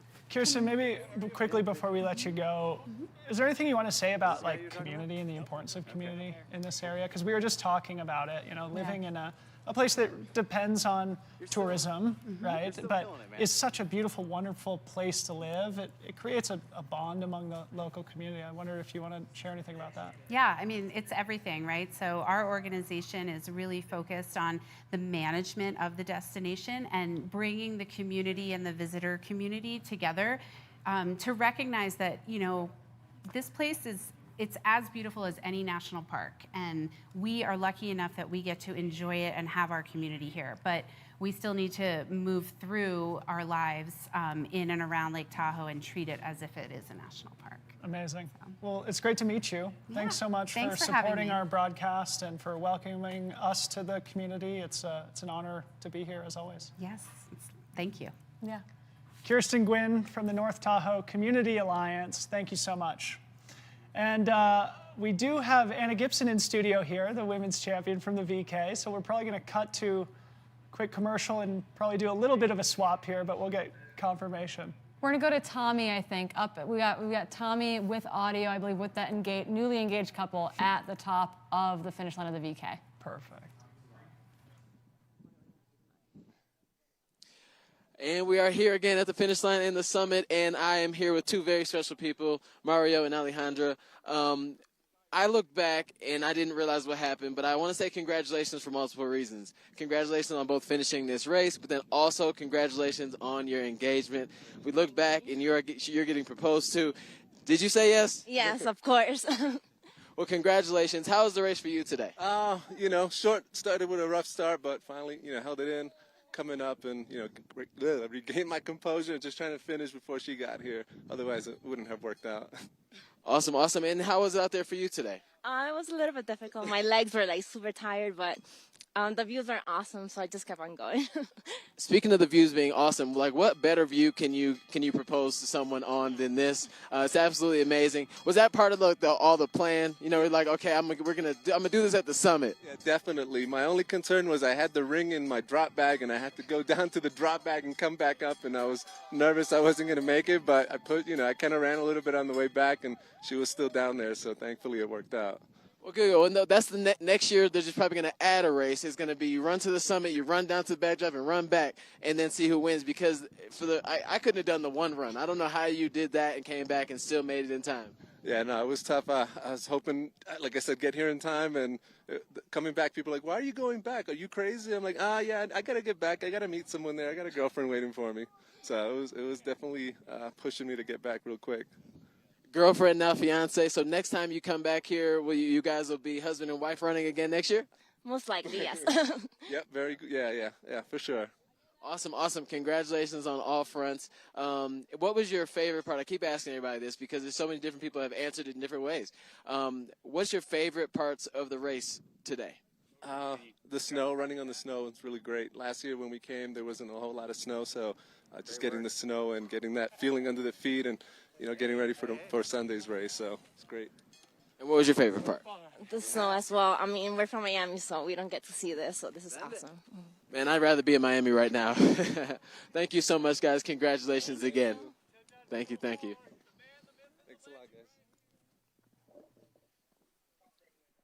Copy that. Sound is good.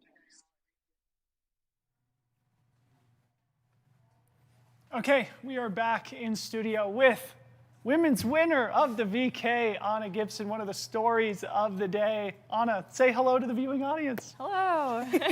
How are you feeling? How's the ride down the mountain? Oh, the ride was great. Yeah, I feel good. Well, we want to hear about the ride up the mountain. You were crushing it. Yeah, that part was definitely more fun and a lot more challenging. Yeah, it took us a second to ID you. It was hard to find our leading ladies. It took us a second to get a final ID on you, and then as soon as we did, we were like, oh, of course. Obviously, we had to pull up your NCAA results. It was a whole thing.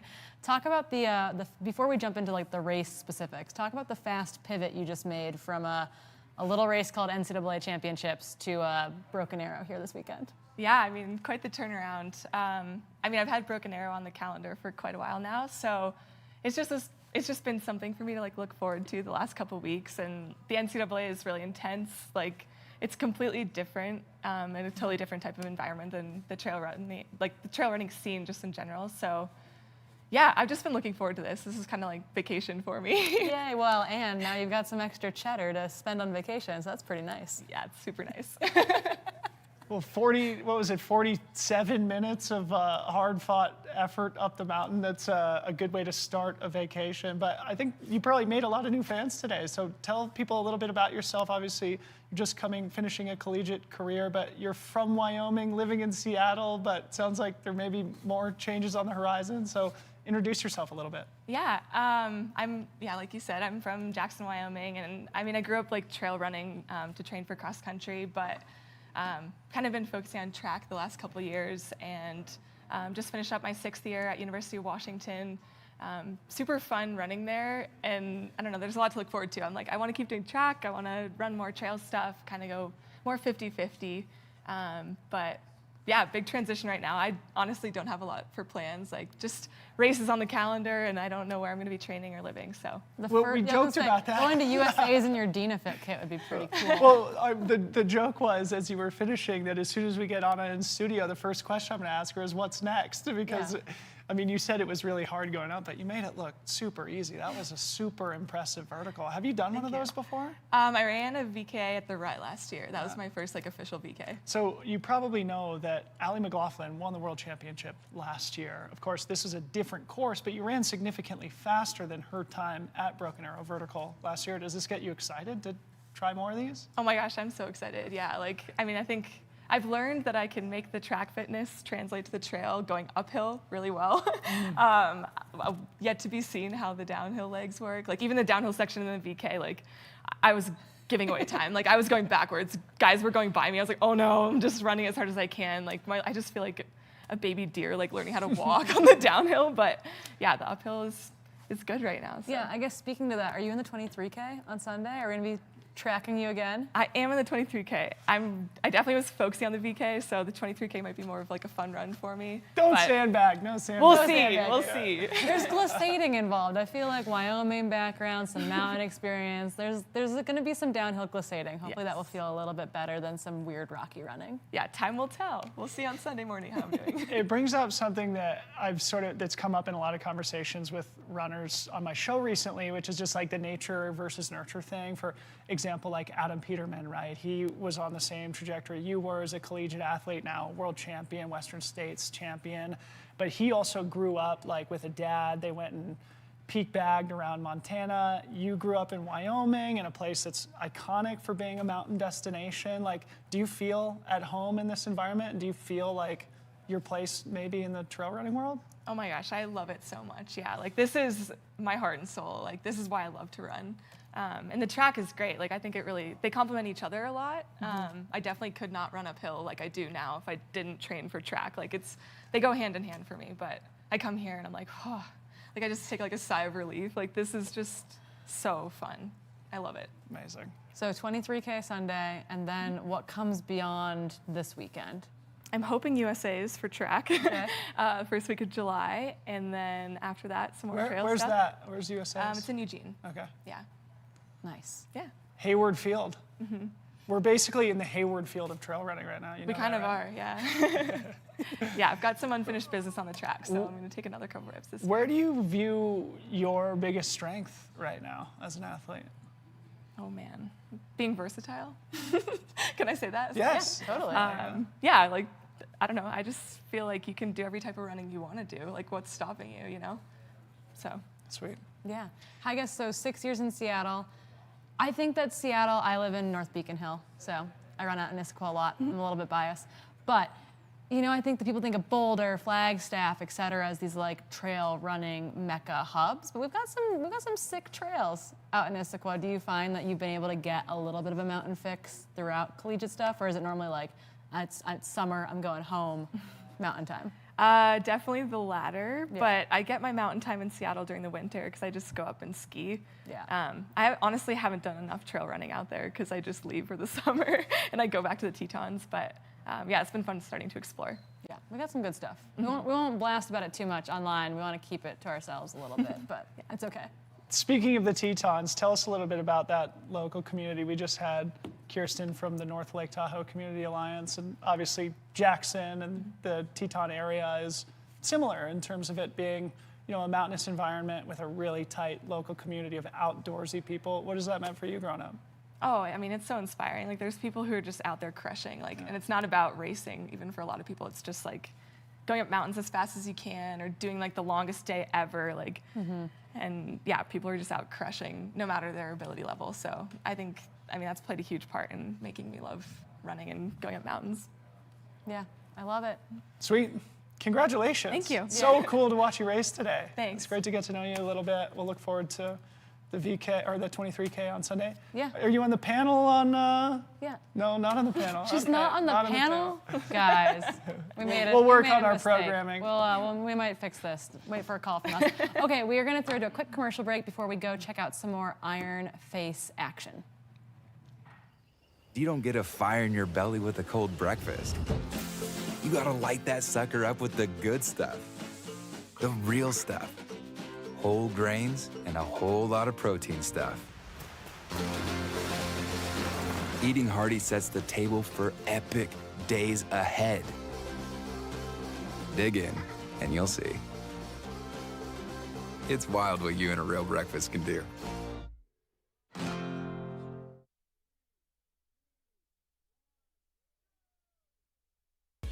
My name is Jeff Vierling, co-founder of Tailwind Nutrition. We make drink mixes for athletes to help you fuel, hydrate, and recover for all sorts of outdoor activities. Running, cycling, hiking, climbing, any sport where you're working up a sweat. We manufacture our own products in Durango, Colorado, and we test and use them on the trails of the beautiful San Juan Mountains. Our mission and our passion is to help athletes achieve their goals and to feel great while doing it. We couple proven nutrition that's simple to use, easy on your gut, and tastes great with encouragement and education. You can think of us as your support crew. We're right there with you doing whatever it takes to help you get across the finish line with a smile on your face.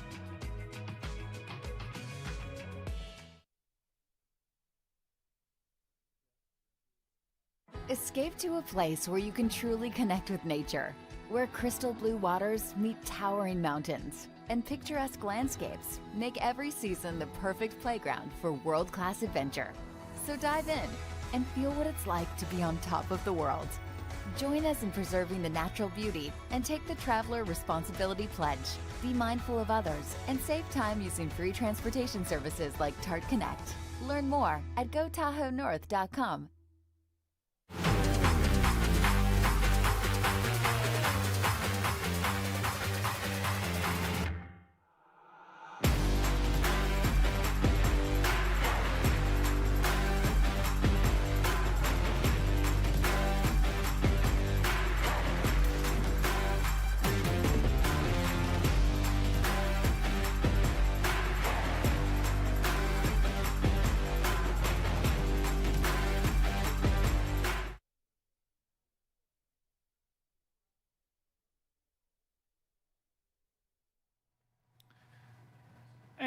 We are back here with Iron Face coverage of the 2023 Broken Arrow Skyrace. Corrine, how awesome is Anna Gibson? That was fun. Oh my goodness, I love her. I can't wait to see what she does next. Really excited to see her hopefully perform super well at USA's. Yeah. Again, there's the USA Championships coming up for the track and field in just a couple weeks in Eugene. She's got some unfinished business on the track, it sounds like. I don't think NCAA's was quite what she was hoping for. I'm sure she had just a phenomenal season. But what you see on your screen right now is actually shots from the Iron Face Challenge, including basically we all have drop bags, right? We've used drop bags in races before. Well, this is the drop bag equivalent for climbing equipment. We've got helmets on the ground. We've got climbing harnesses on the ground.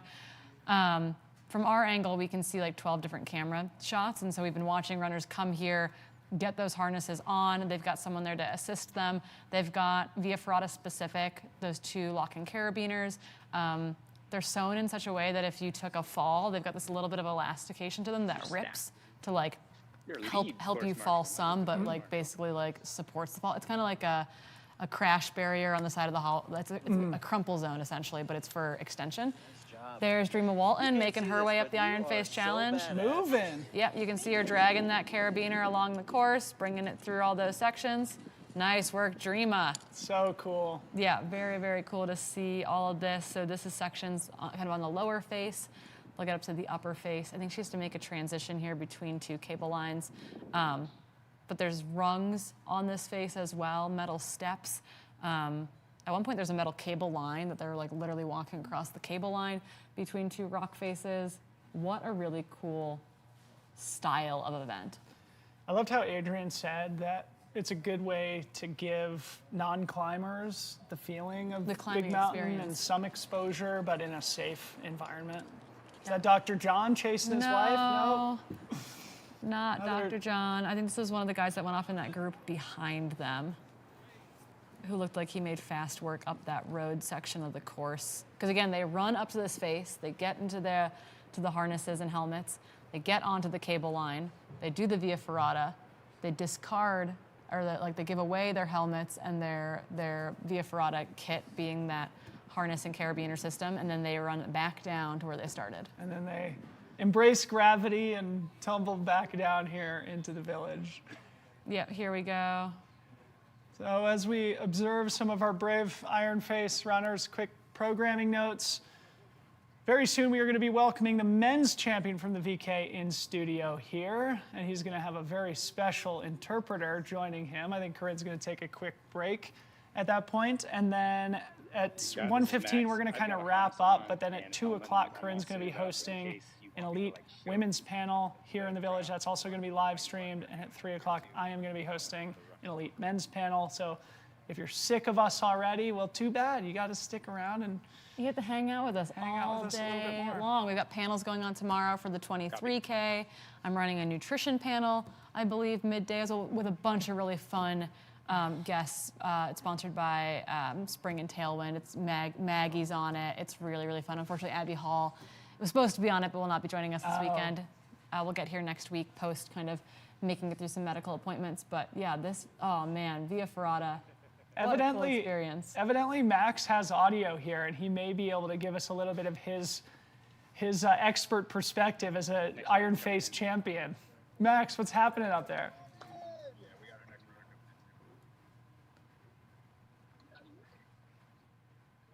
All right, here we are. We are at the suit-up point of the Iron Face Challenge. This is where everybody gets their harness on, gets their carabiner. This is the carabiner that they're sliding along the Via Ferrata. Let's check in with a runner coming in right now. All right, so what we're going to do, we're going to suit up with the harness. This has our lanyard and our carabiner attached to it. And then we're going to put a helmet on. They're going to send up or head up the Via Ferrata route on the Iron Face. Are you ready for this? I'm ready. You feeling good? Awesome. All right. Have you ever done this before? I've done a Via Ferrata, but not this one. Okay. So Rita is like, she's looking like a pro. She says she's done a Via Ferrata before, and so this is going to be awesome to see.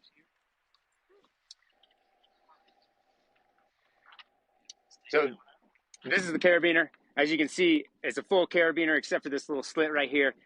As this slides along the cable, then that's going to go through the attachment points on the cable as they're attached to the wall. This allows people to get on the cable, stay on the cable, and not come off of the wall, and slide this along as they go across those attachment points. Once they're on the cable, they're on the cable. They will not come off. Traditional Via Ferratas have attachment points, 2 attachment points. You clip on and clip off, but this one is on full time. So let's watch her.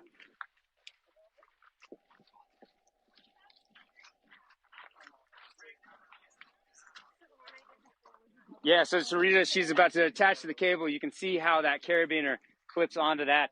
This race, I have to say, this is incredible. This is a once-in-a-lifetime experience because we don't have anything like this in the U.S.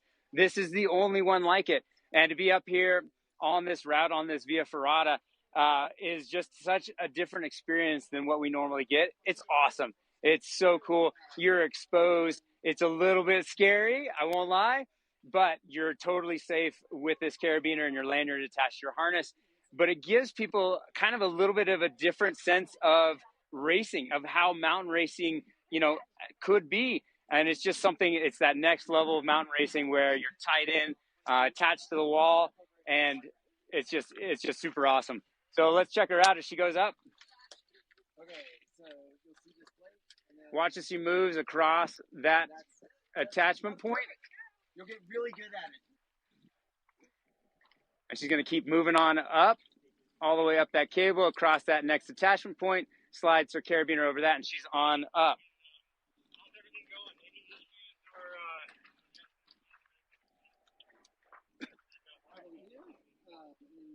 you're going straight to the right now. Straight right.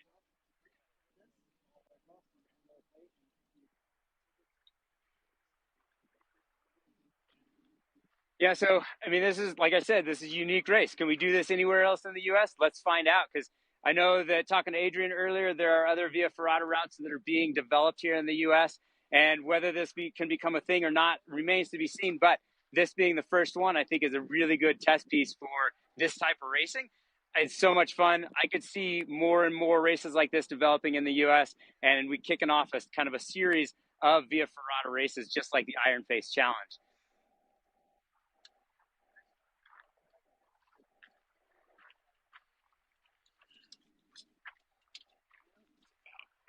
Yeah.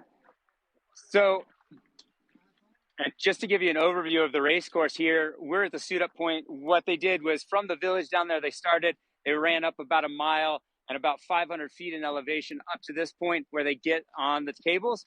From here, they have about 1,000-foot climb up this head wall all along the Via Ferrata route. After they get off of that 1,000-foot climb up at the top, they run straight across the top, where this year they've got a little bit of a surprise with the snow this year.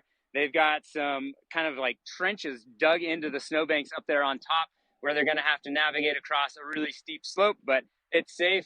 Andy here has cut in some steep, some slopes or some trenches into that snow, and then they'll come off of that and then run all the way back down to the village where they're going to finish.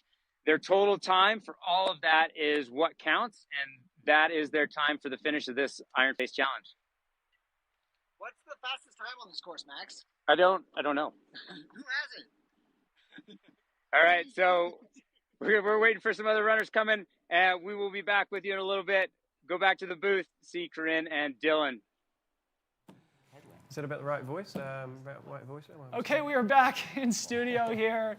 Again, my name is Dylan Bowman. As part of the 2023 Broken Arrow Skyrace broadcast team, I'm joined by two very special guests, our men's champion, Andrea Roston from Italy, and the legend, Jono Wyatt, the Kiwi, You live in Italy, Jono? Yeah, I live in Italy. Yeah, thanks, thanks, Dylan. It is a pleasure to be here. First time here at Broken Arrow, and it's a real pleasure to see the event.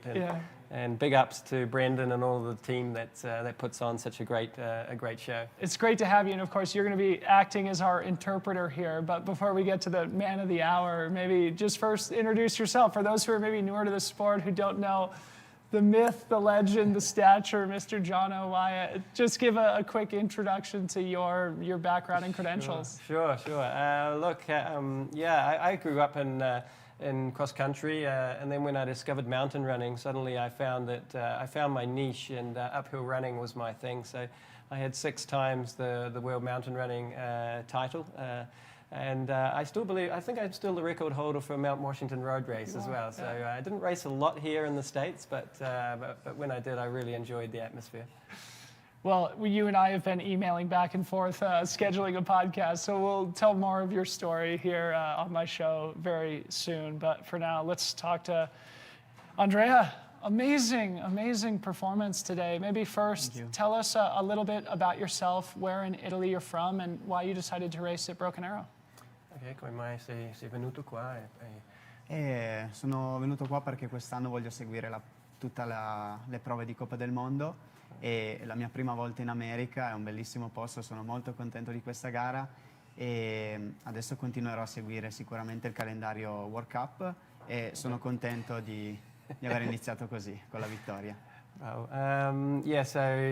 Andrea's wanting to follow all of the rounds of the World Cup this year. So we have 5 vertical races in the World Cup, so the short uphill. And it's his first time here in USA, and he's really happy to be here. And of course, to come here for the first time and win, I think was a big thrill. We were watching the broadcast, and your friend and fellow countryman Francesco Pupi was in the chat, and he said, Andrea is our best uphill runner in Italy right now. Did you just compete at the World Championships?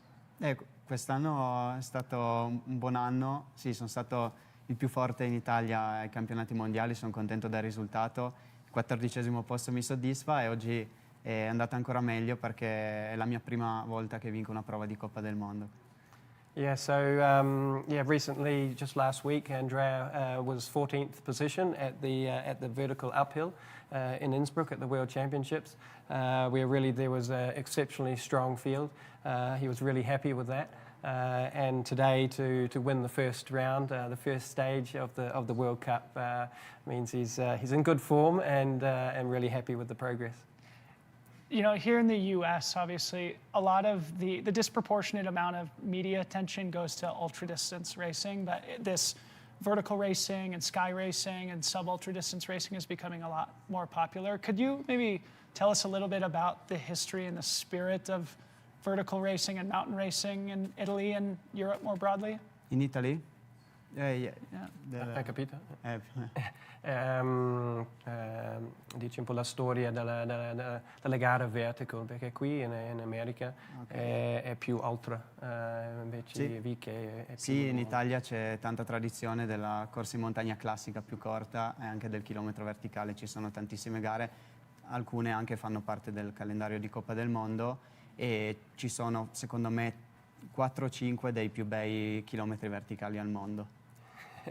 Solo in Italia. In Italia, sì. There's very much a long tradition of vertical short races, the vertical kilometers, and so there is more. There are more races and more participants doing that. It's great to see from my side. It's great to see here today so many starters here. And Andrea was also saying that some of the best, the most beautiful vertical races are in Italy, close to his home. Yeah, they were talking about one of the races in the chat. I can't remember exactly which one, but they were saying that you had set the record at that event and that, again, you were the best vertical runner from Italy. But maybe talking a little bit more about your goals for the future. Obviously, you're going to be racing the World Mountain Running Association circuit. It sounds like the World Cup. What are your goals for that circuit, and where can people expect to see you compete again next? I miei obiettivi futuri? Sì, soprattutto per Coppa del Mondo. Sì, adesso gareggerò già nella 23 km di domenica e poi continuerò a seguire tutto il calendario dall'Anidegl alle prove italiane sicuramente, a Malonno, al Nasego e verso fine anno gareggerò anche alle finali in Gran Canaria. Sicuramente con questo inizio continuerò a seguire alla grande questa Coppa del Mondo. Yeah, so he is going to continue with the World Cup races for this year.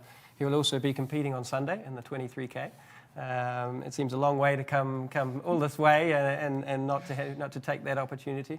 The next race after that will be in France, and of course he'll be competing in the vertical uphill races in Italy. So I know in the chat they were talking about the Pits Tri Vertical. That's what it was. And that's quite a historic, famous race in a very small Italian town called Malonno. But they're very passionate there about mountain running. Amazing. How old are you? 24. 24. In November 25. So tell us a little bit about maybe who are some of the people that inspired you to get into mountain running, and maybe what are your goals for the future? Quali sono le ispirazioni? Chi sono i ispiri di più? Sicuramente ho iniziato seguendo le gare di Kilian Jornet e anche questo signore qua di fianco che ha vinto tutti i mondiali che poteva vincere, è grande ispirazione per me, anche Marco De Gasperi, e adesso mi ispirano sicuramente ancora quei grandi campioni che corrono forte nei trail e spero magari un giorno di diventare come loro. So I'm sure you heard some of those famous names there, the inspiration from Kilian Jornet, also Marco De Gasperi, who's a runner that I had many battles with over the years, and Andrea very diplomatically said also I was an inspiration. So on our other, we're also part of the same team. I work for La Sportiva, and Andrea is one of our team athletes. Awesome. Well, it's great to meet you. Congratulations on your victory today. We look forward to seeing you race in the 23K, and on behalf of the race and the race organization, thanks for coming to Broken Arrow. Grazie. Thank you. Thank you, everybody. Thank you. Andrea Rosen, everybody. We are probably going to take a quick break and come back with a little bit more Iron Face coverage here before we wrap up today's broadcast. You don't get a fire in your belly with a cold breakfast. You gotta light that sucker up with the good stuff. The real stuff. Whole grains and a whole lot of protein stuff. Eating hearty sets the table for epic days ahead. Dig in, and you'll see. It's wild what you and a real breakfast can do.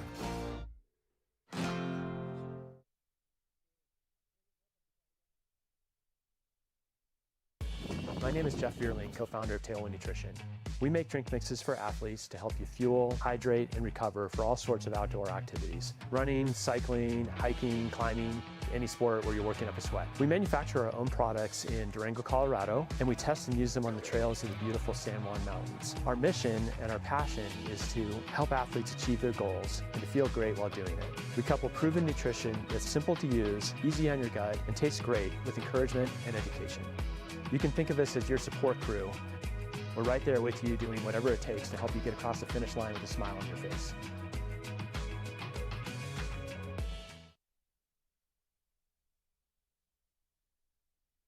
Escape to a place where you can truly connect with nature, where crystal blue waters meet towering mountains, and picturesque landscapes make every season the perfect playground for world-class adventure.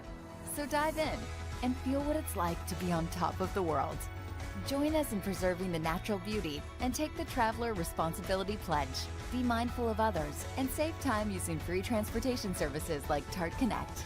Learn more at GoTahoeNorth.com.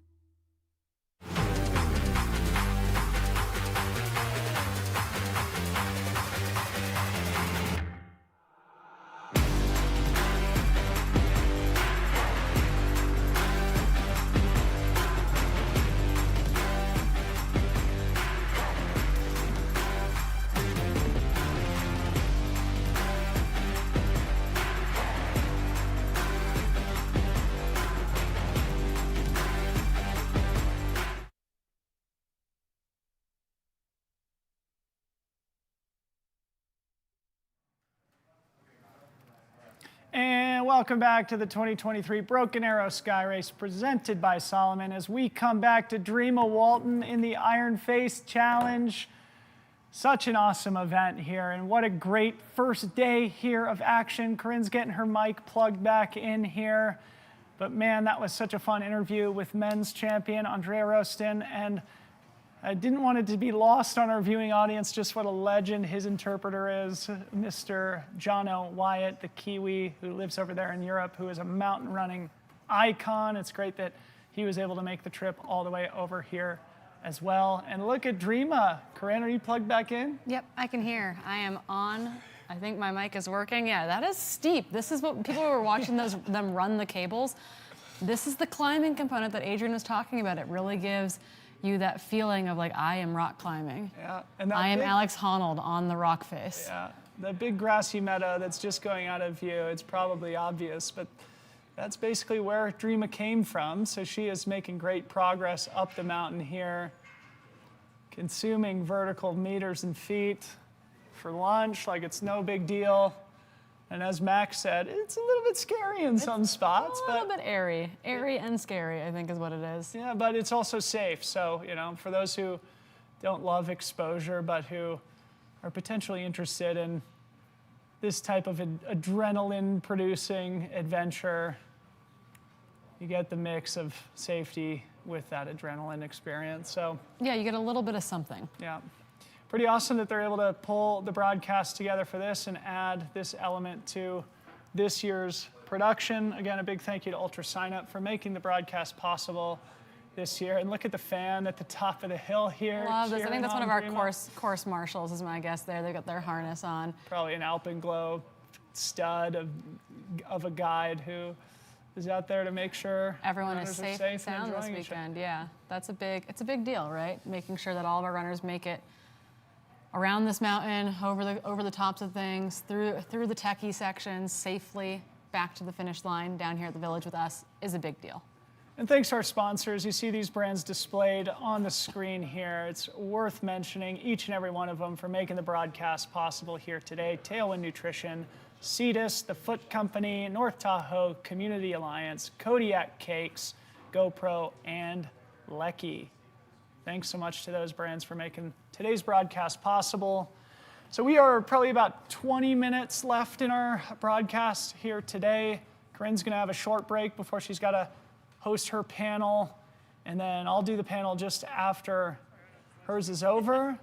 So it is going to be fun to, as much as fun as it's been to be in the booth, to go outside and be amongst the community this afternoon, huh, Corrine? Yeah, so panel starting at 2 p.m. over at the main stage in the village here, not that far from where we're sitting right now. Those will be streamed, and if you want to catch them live, we will have Q&A open at the end of each of these panels to ask your questions of these incredible runners. I think that's a really big deal to get those questions, and it's so cool. It's your one opportunity to ask these guys and gals like really interesting things. It's a good point. You should bring your laptop and maybe take some questions out of the chat too. Oh yeah, join the chat. We'll definitely be trying to do Don't log that. off. Don't log off. Yeah, don't log off. Don't go anywhere. Stay with us all weekend long. Don't get anything done. I know you're not working right now, right? So should we preview the 46K a little bit here? I mean, we're not going to be broadcasting the race tomorrow, Corrine, but there are going to be a lot of incredible athletes. Obviously, our panels will act as a bit of a preview here this afternoon, but maybe we could run through some of the characters racing tomorrow. Totally, and maybe some of those kind of notable like misses as well of like who isn't going to be on the start line. I'm just going to pull up my Freetrail fantasy. This is your kind of nudge, nudge, hint, hint. Go cast your Freetrail fantasy. Get your picks in for the weekend. Some really cool prizes on the line, including entries to next year's race. Maybe first, who's on your panel this afternoon? Do you remember? Oh yeah, no, I've got my list right here. Although, so Peyton Thomas is supposed to be in that panel, but she's now running the 23K, so I'm not sure if she's on my panel today or tomorrow. But really cool. Amanda Basham, we saw her run the VK. Lottie Brinks, Georgia Porter, Christina Mascarenas, Caitlin McDaniel, who was at Gorge, and then I believe Lucy Bartholomew. Sweet. So it's a stacked panel. That's a great panel. I've got Chris Myers, Nick Handel, Dave Stevens, Rich Lockwood, Josh Eberly and Jeff Mogavero. Yeah, it's a solid crew of mountain guys. That'll be really fun. And that's a long race. Oh no, Josh has run. That's the cable line I was talking about. Yeah. You want to talk about airy and scary? That might be where it is right there. Just shimmying across that. A little spooky. Little spooky. Little spooky. Yeah, I would definitely be feeling a little bit of the nerves there myself. I'm being told we have a really cool visual that'll give us a great understanding of what makes Palisades Tahoe special, not only in the summer months, but also in the winter months. So I think we're gonna cut to that now. Oh, cool. The Palisades is kind of the birthplace of extreme skiing. If you go back to like Scott Schmidt and those guys pushing the envelope. Ever since Scott Schmidt had that amazing Palisades session for Warren Miller's ski time, I believe it was, that just put it on the map. And when people think of Squaw Valley, they think of those massive Palisades cliffs. You know, there's so many legendary things that have gone down, but there's also a great venue to watch it all go down. So you can be on the chairlift, or you can be at the top on the ridge, or you can be down at the bottom, and you can watch some of the best skiers in the world do some of the craziest lines ever done.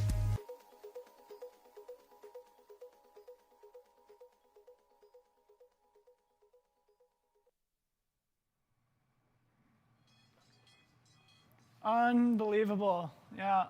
As we talk about the history of trail running in the area, I think it is important to mention the history of skiing here in the Palisades Tahoe area as we cut to the final finishers here of the vertical kilometer. Awesome runners, making their way across the finish line. A well-earned high five from Ethan Venneklassen. Congratulations. Yeah, so cool. We've seen a little bit of everything out of this VK. We saw a proposal, we saw a group of young rippers, all like 10 to 13 years old. An 8.5-month pregnant Alice Baker crossing the finish line. Yeah, like entire families out there. Really, really cool. How fun. I love it so much. And having Tommy Runs up there, I think all day is really a very special way for us to finish it. It was really windy up top. I was worried we weren't going to get audio from him, and we were, and that was so cool to have that dialed. So we are back in the studio here to wrap things up for today's broadcast. What a great day one, Corrine. We did it. Come on. We're almost through with our day one responsibilities. Day one from the broadcast is over. Just to repeat ourselves, it's probably broken record territory, but at 2 o'clock, Corinne's going to be hosting the Elite Women's panel. 3 o'clock, I'm going to be hosting the Elite Men's panel. If you're in the village, come see us live. Otherwise, follow along on YouTube. Thank you to our sponsors, Salomon, the presenting sponsor of the race, Ultra Sign Up, the presenting sponsor of the coverage today, and then, of course, the North Tahoe Community Alliance, Tailwind Nutrition, Lecky Trekking Poles, GoPro, Kodiak Cakes, and Cetus. Really, the broadcast is not possible without those brands, so a big thank you to them. Corrine? And for you all watching at home too, right? Like that's the other group that makes this possible. It's you all watching at home in that YouTube live chat, letting us know who you're cheering for. You guys add a lot of flavor to what we do. Inside jokes abound. It's really, really fun to get to follow along with that live chat group. The community is really, really wonderful. So thanks to you watching at home. Please watch all weekend long. I cannot wait for what is ahead. Yeah, great day of action at the front of the vertical K race. It's great to meet Anna Gibson, to meet Andreas Rosten here in studio. Both are going to be racing the 23K on Sunday. We will be back for that 7:15 a.m. on Sunday morning. That's it for now. For Corrine Malcom, I'm Dylan Bowman. On behalf of the production team, thanks for joining us.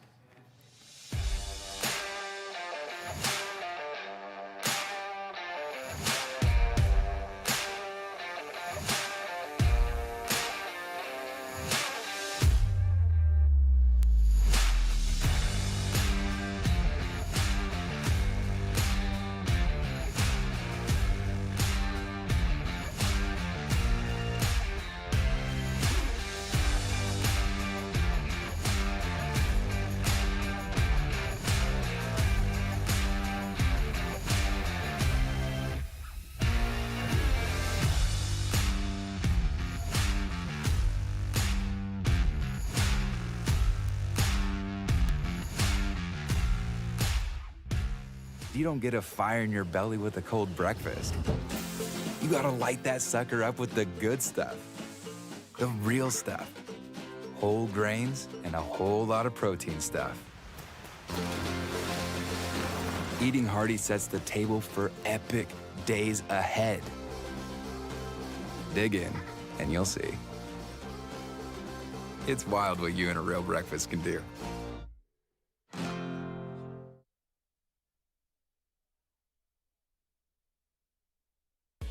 My name is Jeff Vierling, co-founder of Tailwind Nutrition. We make drink mixes for athletes to help you fuel, hydrate, and recover for all sorts of outdoor activities. Running, cycling, hiking, climbing, any sport where you're working up a sweat. We manufacture our own products in Durango, Colorado, and we test and use them on the trails of the beautiful San Juan Mountains. Our mission and our passion is to help athletes achieve their goals and to feel great while doing it. We couple proven nutrition that's simple to use, easy on your gut, and tastes great with encouragement and education. You can think of us as your support crew. We're right there with you doing whatever it takes to help you get across the finish line with a smile on your face.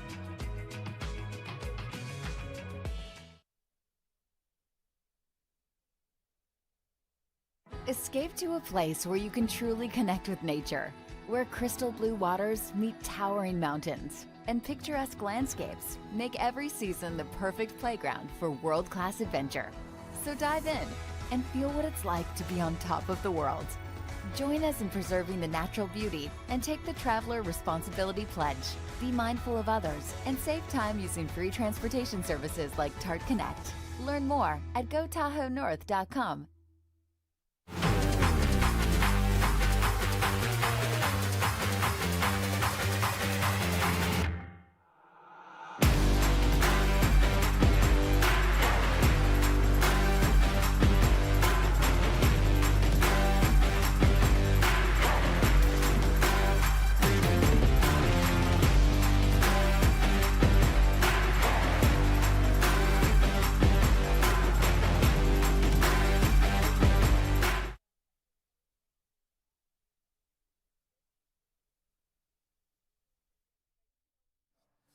All right, guys, we are wrapping it up here. Be sure to come back on Sunday. We've got the 23K, we've got athlete vignettes, we've got a great piece about the trophies that were done.